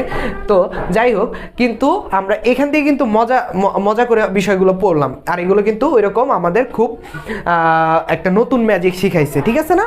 তো এখন আমরা সংখ্যা নিয়ে খেলা করব। অনেকক্ষণ তো আমরা মনে করো বকবক করছি, অনেক পড়ছি। ঠিক আছে, একটু খেলা করি সংখ্যা নিয়ে। তো দেখো, সংখ্যা নিয়ে খেলা করতে গেলে আমাদের যে বিষয়টা আমাদের করতে হবে, এখানে বিষয় না, এখানেও আমরা একটা কি বলে ম্যাজিকই ধরতে পারো। ম্যাজিক তোমাকে শিখাবো, এখানেও একটা ম্যাজিক শিখাবো। আচ্ছা, ধরো তোমাকে আমি বললাম 2 অঙ্কের একটা সংখ্যা মনে মনে ধরতে। ঠিক আছে, 2 অঙ্কের একটা সংখ্যা তুমি মনে মনে ধরো। ঠিক আছে, তো তুমি যদি 2 অঙ্কের একটা মনে মনে সংখ্যা ধরো, তাহলে আমিও একটা। এখন 2 অঙ্কের সংখ্যাটা সেটা তোমার যা ইচ্ছা তোমার হতে পারে, সেটা 12 হতে পারে, 13 হতে পারে, 14, মানে যেরকম ইচ্ছা, 19 20 40, যা ইচ্ছা তাই হতে পারে। ঠিক আছে, তুমি একটা ধরো, এখনই খাতার মধ্যে লিখো। আমিও ধরো একটা লিখলাম, ধর আমি লিখলাম হচ্ছে 33। আচ্ছা, তুমি যে সংখ্যাটা মনে মনে ধরছো এবং যে 2 অঙ্কের সংখ্যাটা ধরছো, ওইটাকে তুমি কি করো, এখন ওইটার উল্টো করে লেখো, ওইটাকে উল্টো করে লেখো। ঠিক আছে, ওই সংখ্যাটাকে উল্টো করে লেখো। তাহলে আমার সংখ্যাটাকে আমি উল্টো করে লিখতেছি, তোমার যেটাই হয়, তোমার ধরো 12 তুমি লিখছো, তাহলে ওইটা উল্টো করলে কত হচ্ছে 21। ঠিক আছে, এরকমভাবে তুমি উল্টো করে লেখো, তাহলে আমারটা কিন্তু উল্টো করলে সে একই হচ্ছে, তাই না? আচ্ছা, এখন তুমি এই 2 অঙ্কের সংখ্যাটাকে এবার যোগ করে ফেলো। কি করে ফেলো? যোগ করো। তাহলে আমি যদি যোগ করি, আমার কত আসতেছে 3 3 6 আর 3 3 6। তোমার যোগ করে যে যোগফলটা আসতেছে তুমি এটাকে যোগ করে লিখছো। এরপরে তুমি এই সংখ্যাটাকে, তুমি যে সংখ্যাটাই তোমার আসুক, তুমি ওইটাকে 11 দ্বারা কি করো, ভাগ করো। কি করো? 11 দ্বারা ভাগ করো। ধরো আমি 11 দ্বারা এটাকে ভাগ করলাম। দেখো, আমার যদি আমি 11 দ্বারা ভাগ করি, তাহলে 6 11 কত হচ্ছে 66। তাহলে আমার ভাগশেষ আসতেছে কত? 0 না? কিছু থাকতেছে আমার? তোমারও দেখো, তুমি 11 দিয়ে যেটা করছো, তোমারও দেখো ভাগশেষ কত আসতেছে? 0 আসতেছে। এটা হচ্ছে ম্যাজিক। ঠিক আছে, তুমি করে দেখো, তোমারও কিন্তু 0 আসবে। আচ্ছা, এটা শিখলাম আমরা একটা। ঠিক আছে, এটা আমরা একটা শিখলাম। এরপর আমরা শিখব হচ্ছে এরকমই সেম এরকমই, কিন্তু এবার আমরা শিখব একটু অন্যরকম ভাবে। ধরো এখন তোমাকে আমি আবার বললাম 2 অঙ্কের আরেকটা মানে এরকমই আমরা আরেকটা শিখব, এরকমই কি করবো আরেকটা শিখব। ধরো তুমি আবার 2 অঙ্কের একটা সংখ্যা নাও, বিবেচনা করো। ধরো আমি একটা বিবেচনা করলাম, এবার হচ্ছে গিয়ে 47, ঠিক আছে, নিলাম। ওইটাকে তুমি উল্টো করো, উল্টো করে লেখো। তো তোমার যেটা তুমি যেটা ধরছো ওইটার উল্টো করে লেখো, আমি এটার উল্টো করে লিখতেছি, তাহলে আমার হচ্ছে কত 74, ঠিক না? তোমার যেটা হবে সেটা উল্টো করে লেখো। লেখার পরে এখন তোমাকে কাজ করতে হবে কি জানো, এইটাকে এইখানে যেটা তুমি লিখছো, তোমার যেটা বড় হয়েছে, যে বড় সংখ্যাটা 2 অঙ্কের বড় সংখ্যাটা হয়েছে, সেটা দেওয়া বড়টা দিয়ে ছোটকে বিয়োগ করতে হবে, বড়টা দিয়ে ছোটটাকে কি করতে হবে বিয়োগ করতে হবে। আসো আমরা বিয়োগ করি। তাহলে এখানে আমার আছে কত 74, আমার এখানে বড় যেহেতু এটা, তাই আমি এটাকে উপরে লিখলাম আর নিচে এটাকে লিখলাম নিচে 47। কেন? বড়টা দিয়ে ছোটটা আমার বিয়োগ করতে বলছি আমি, তাহলে করলাম, বিয়োগ করি। আসো তুমিও বিয়োগ করো। তাহলে বিয়োগ করলে আমার আসতেছে কত, আমার আসতেছে হচ্ছে যে কত আসতেছে বলো তো, 7 থেকে 14 যাইতে আমার কত লাগে, 7 8 9 10 11 12 13 14, 14 যাইতে আমার কত লাগতেছে 7, হাতে থাকে কত 1, ওই একটা আমি 4কে দিলাম, 4 আর 1 কত হয় 5, 5 থেকে 7 যায় 5 5 6 7, তাহলে এখানে আমার কত হইতেছে 2, ঠিক আছে? তো তোমারও হয়তো এরকম একটা বিয়োগফল আসছে, কোন একটা বিয়োগফল আসছে, আমারটার মতো না হোক, তোমারটা অন্যরকম আসতেছে। তো তুমি সেই সংখ্যাটাকে আবার কি করো 9 দ্বারা ভাগ করো, তোমার সংখ্যাটাকেও তুমি কি করো 9 দ্বারা ভাগ করো। তাকে আমি 9 দ্বারা ভাগ করলে কত হচ্ছে 9 কে 9 9 দুগুণে 18, 3 নং কত হয় 27 না? আচ্ছা দেখো এখানেও ভাগফল কত আসতেছে 0। তো বুঝতে পারছো, তুমি যেরকম সংখ্যাকেই উলট করে এরকম বিয়োগ করো, তুমি উল্টা করে বিয়োগ করো, তোমার এরকম 9 দ্বারা ভাগ করলে 0 আসবে, এটা একটা ম্যাজিক। আবার 11 দ্বারা করো, এটাকেও কি আসবে 0 আসবে, এটা একটা ম্যাজিক। আচ্ছা মজা হয়েছে না? এখন দেখো তুমি হয়তো বলতে পারো ভাই খালি 2 অঙ্কেরই শিখাচ্ছেন, 3 অঙ্কের? আচ্ছা আসো তুমিও তোমার যদি এটা করা হয়ে থাকে, এবার তুমি 3 অঙ্কের মনে মনে ভাবো। ধরো আমি 3 অঙ্কের নিলাম হচ্ছে গিয়ে 4 5 6, 4 5 6 আমি নিলাম 4 5 6। আচ্ছা এটার উল্টো করতে হবে, আসো উল্টো করি, ওই রকম নিয়মেই উল্টো করি। এটা কিন্তু আরেকটা, এটা হচ্ছে ওই উপরের গুলো হচ্ছে 2 অঙ্কের, এটা কিন্তু 3 অঙ্কের। আচ্ছা ঠিক আছে, তো আমি এটাকে উল্টো করতেছি, আমার আসতেছে 6 5 4, তাই না? আচ্ছা এখন এটাকে কি করবা তুমি জানো, এটাকেও ওই অঙ্কটার মতোই বড়টা দিয়ে ছোটটাকে বিয়োগ করবা। তাহলে আসো আমি বড়টা দিয়ে ছোটটাকে, এটা বড় কত বলো তো 6 5 4। তুমিও কিন্তু তুমি যেটা নিছো, তুমি ওই 3 অঙ্কের সংখ্যাটাকে উল্টো করার পরে তুমি ওইটাকেই বড়টা দিয়ে ছোটটারে বিয়োগ করো। তাহলে আমিও এরকম কাজটাই করতেছি, কত হচ্ছে 6, তাই না? এখন আমি এটাকে কি করব বিয়োগ করব। আমার বিয়োগটা কত আসতেছে বলো তো 198 আমার বিয়োগটা আসতেছে, ঠিক আছে? আচ্ছা এখন তুমি এখানে কি করবা জানো, এখানে তুমি করবা হচ্ছে তুমি তোমার যেটাই আসুক তুমি 99 দ্বারা ভাগ করবা। কি করবা 99 দ্বারা ভাগ করবা। দেখো আমি যদি 99 দ্বারা করি, 2 এর ঘরে 99 নামতায় 2 এর ঘরে 2 মানে 99 নামতায়, কিন্তু 99 দুগুণা কত হচ্ছে 198 হচ্ছে, ঠিক আছে? তাহলে দেখো আমার ভাগফলটা কত আসলো 0। আশা করি তোমারটার ক্ষেত্রে তোমার বিয়োগফল যা আসছে তুমি 99 দিয়ে ভাগ করো, তোমার ভাগফল 0 আসবে। তাহলে দেখো আমরা 2 অঙ্কের শিখলাম, 11 দিয়ে করলে 0 হচ্ছে, 9 দ্বারা করতেছি 0 হচ্ছে, ঠিক আছে? তাহলে 3 অঙ্কের ক্ষেত্রেও দেখো 99 দিয়ে করতেছি। এটাই হচ্ছে ম্যাজিক, যে আমরা যেভাবেই যেই সংখ্যাই নেই 11 দ্বারা যদি ভাগ করি তাও 0 হচ্ছে, 9 দ্বারা করলে 0 হচ্ছে, 99 দ্বারা করলেও 0 হচ্ছে। তাহলে দেখো আমরা সংখ্যা নিয়ে খেলাও করলাম, এখান থেকে 3টা ম্যাজিকও শিখে ফেললাম। আশা করি তোমরা এখান থেকে ভালো কিছু শিখতে পেরেছো। এইগুলো তোমাদের হয়তো বা এমসিকিউ আসতে পারে, দিয়ে দিল, তোমাকে বললো যে এটা দ্বারা ভাগ করলে তুমি এটা করে দেখাও, ঠিক আছে? এমসিকিউগুলো তুমি এগুলো প্রচুর পরিমাণে প্র্যাকটিস করতে পারো, ওকে? তাহলে আশা করি সংখ্যা নিয়ে খেলা এটা তোমার টোটালি বুঝতে পেরেছো। লাস্ট দেখো আমরা এখন লাস্ট টপিক নিয়ে আলোচনা করব। লাস্ট টপিক কি? জ্যামিতিক প্যাটার্ন। একটা জিনিস বলে রাখা ভালো, আমরা যে প্যাটার্নের এত কিছু আলোচনা করলাম সব কিছু কিন্তু বেসিক। আমরা যাই করলাম আমাদের প্যাটার্ন সম্পর্কে পুরোপুরি ধারণা পেতে এগুলো কিন্তু দরকার ছিল। তো লাস্ট টপিকটা আমাদের জানতে হবে জ্যামিতিক প্যাটার্ন। তো জ্যামিতিক প্যাটার্নটা কি ভাইয়া? জ্যামিতিক প্যাটার্ন হচ্ছে এখানে জ্যামিতিক প্যাটার্ন বলতে এই যে এরকম আমরা কিন্তু জ্যামিতিক প্যাটার্ন দেখতে কীরকম এরকম যদি জিজ্ঞাসা করো তোমরা দেখবা এখন ডিজিটাল ঘড়ি বের হয়েছে, ওইগুলোর মধ্যে যে লাইটিং যেই ঘড়ির যে সংখ্যাগুলো হয় সেগুলো কিন্তু দেখতে প্রায় এরকমই হয়, তাই না? আচ্ছা যাই হোক, ওইটা বাদ দাও। এখন জ্যামিতিক এই প্যাটার্নগুলো আমাদের পাঠ্য বই যদি আমরা দেখি তাহলে দেখবা এরকম প্যাটার্নগুলোর পাশাপাশি আমাদের কিছু সূত্র দেওয়া আছে। এখন এই সূত্রগুলো কোথা থেকে আসলো, সূত্র কোথা থেকে আসলো এটা তোমার প্রশ্ন হতে পারে। কেননা প্রশ্ন হতে পারে, এখানে কিন্তু আমি ওই সূত্রগুলো যেগুলো বুঝাইছিলাম যে স্বাভাবিক ক্রমিক সংখ্যার সূত্র, বিজোড় সংখ্যার যোগফল নির্ণয়ের সূত্র, ওইগুলো কিন্তু আমি সূত্র কোথা থেকে আসছে এটা বুঝাই দিছি। তাহলে এখানেও তোমার প্রশ্ন আসতে পারে ভাই এগুলো কোথা থেকে আসলো। দেখো এই সূত্রগুলো বের করার জন্য না আমার এটার জন্য একটা সূত্র আছে। কিরকম? এই দেখো, সেই সূত্রটা হচ্ছে এই সূত্রগুলো বের করার জন্য পার্থক্য গুণ ক যোগ প্রথম সংখ্যা বিয়োগ পার্থক্য। আচ্ছা এখন আমরা এটা প্রমাণ করব। আসো এইটা বের করি আমরা এখান থেকে। দেখো আমাকে এখানে বলতেছে পার্থক্য, তাহলে আমরা প্রথম জ্যামিতিক প্যাটার্নটা যদি খেয়াল করি, এখানে বলতেছে এই জ্যামিতিক প্যাটার্নগুলোর মধ্যে পার্থক্য কত। 7 থেকে 4-এর পার্থক্য কত? 7 থেকে 4-এর পার্থক্য 3 না?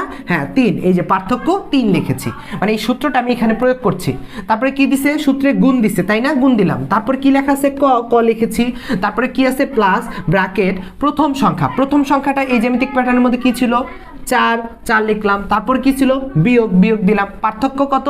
পার্থক্য এই যে একটু আগে বের করলাম কত? 3। তাহলে তো দেখো তো আমি 3 দিলাম। দেওয়ার পরে এখান থেকে আমার কি হয় জিনিসটা, আমি 3 ককে এভাবেও লিখতে পারি।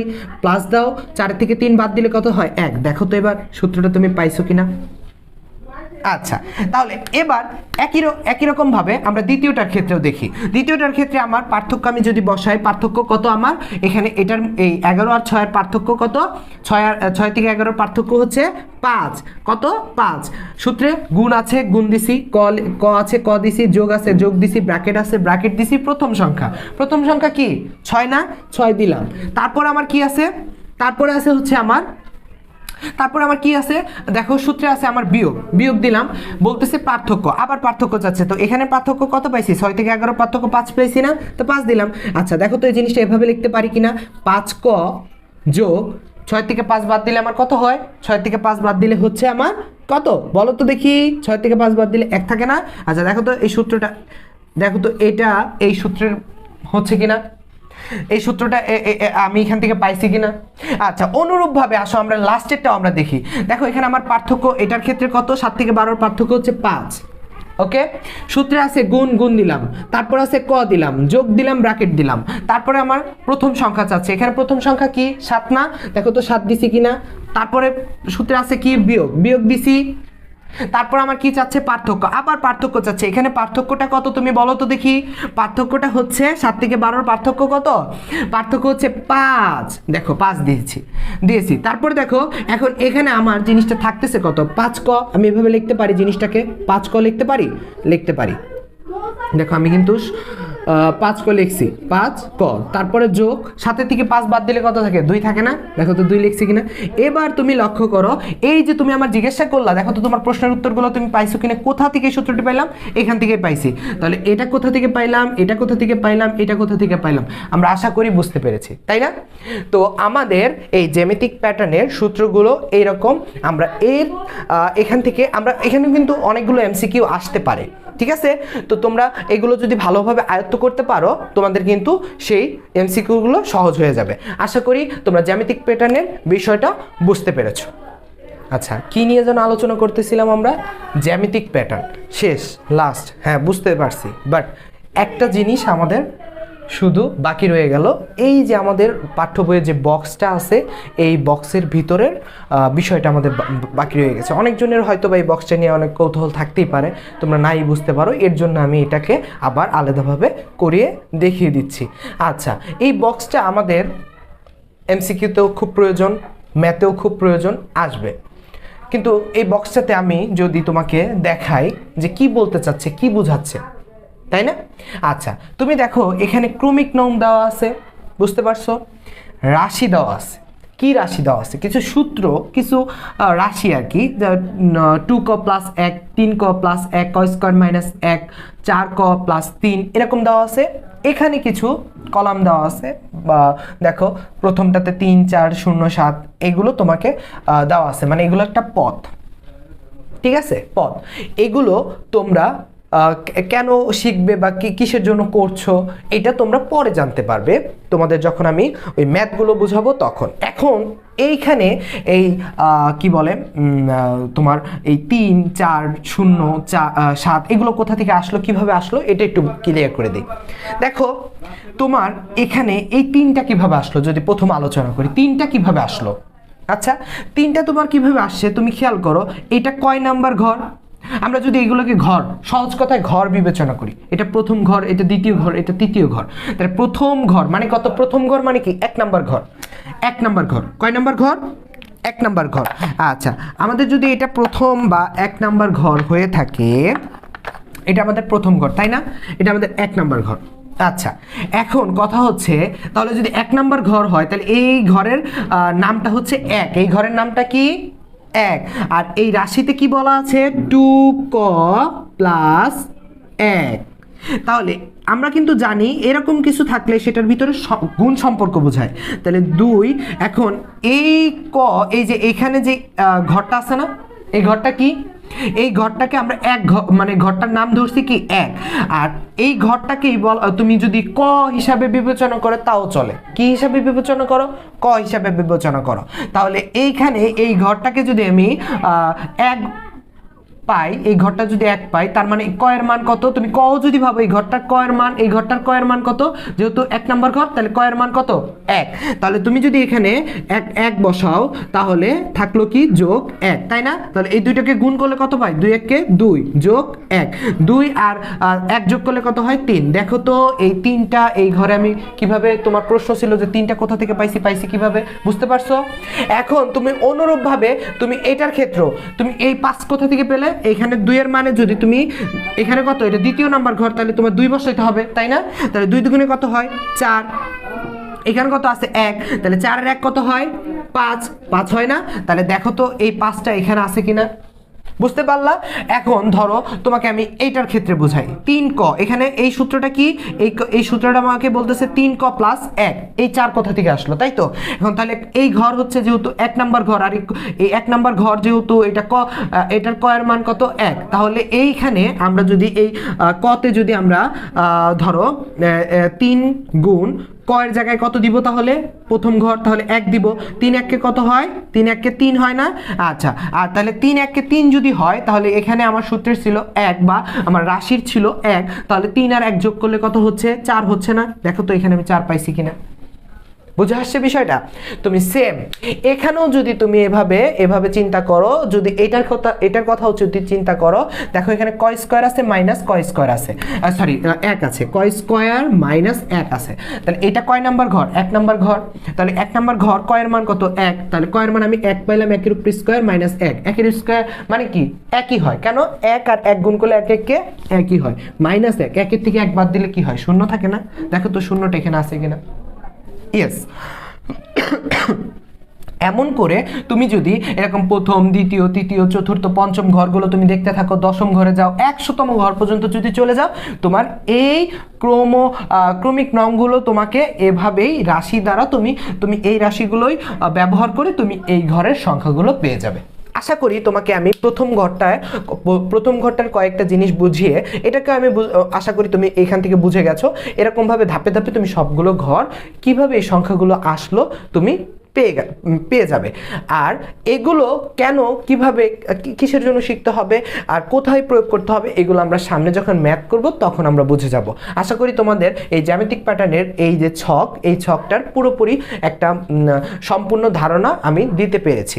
আর এই দিয়েই আমি আমাদের এই প্যাটার্ন প্রথম পর্বের বেসিক যে বিষয়গুলো আছে এইগুলোর ধাপে ধাপে সম্পূর্ণটা শেষ করলাম। তোমরা এখানে যদি কোনো অসুবিধা হয় বা কোনো কিছু বুঝতে অসুবিধা হয় আমার আশা করি কমেন্টে জানাবা, আমি তার রিপ্লাই দেওয়ার চেষ্টা করব। তো তোমাদের সবার জন্য দোয়া করি তোমরা যেন সুস্থ থাকো, সুন্দরভাবে জীবনযাপন করো। আর আমরা যেহেতু এক মুসলমান কান্ট্রিতে বসবাস করি, আমরা যেহেতু সবাই মুসলমান, আশা করি তোমরা সবাই এখন তোমাদের যেহেতু অষ্টম শ্রেণীতে পড়ো, তোমাদের একটা বোঝার বয়স হয়েছে, তোমরা নিজে নিজে তোমার যে সৃষ্টিকর্তা তার কাছে শুকরিয়া জানাও। তোমরা এখনও তোমাদের হায়াত পেয়ে এখনও জীবিত আছো, তো তার জন্য তার ইবাদত করতে হবে, তার 5 ওয়াক্ত নামাজ পড়তে হবে, আমাদের দিনী পথে চলতে হবে। আমি প্রথম ভিডিওতেও বলেছিলাম যে আমাদের আখিরাতকে আগে রাখতে হবে, দুনিয়াকে পরে রাখতে হবে। আখিরাত যদি ঠিক রাখি, আমার দুনিয়া এমনিতেই আমার কাছে ধরা দিবে। আর সব সময় আমাদের নবীকে ভালোবাসতে হবে, আমার আল্লাহকে ভালোবাসতে হবে, সব সময় নামাজ পড়বো আর নামাজের দাওয়াত দিতে থাকবো। আমার আব্বা আম্মুকেও বলবো আমাদের ঘরগুলো যেন দিনী একটা পরিবেশ গ্রহণ করতে পারে। এছাড়াও এরকম দিনী পরিবেশে থেকেই আমরা আমাদের দুনিয়ার পথগুলো অতিক্রম করব। এই বলে আমাদের আজকের প্রথম পর্বের প্যাটার্নের সম্পূর্ণ অংশ শেষ করলাম। সুস্থ থাকো, ভালো থাকো। আসসালামু আলাইকুম ওয়া রাহমাতুল্লাহি ওয়া বারাকাতুহু।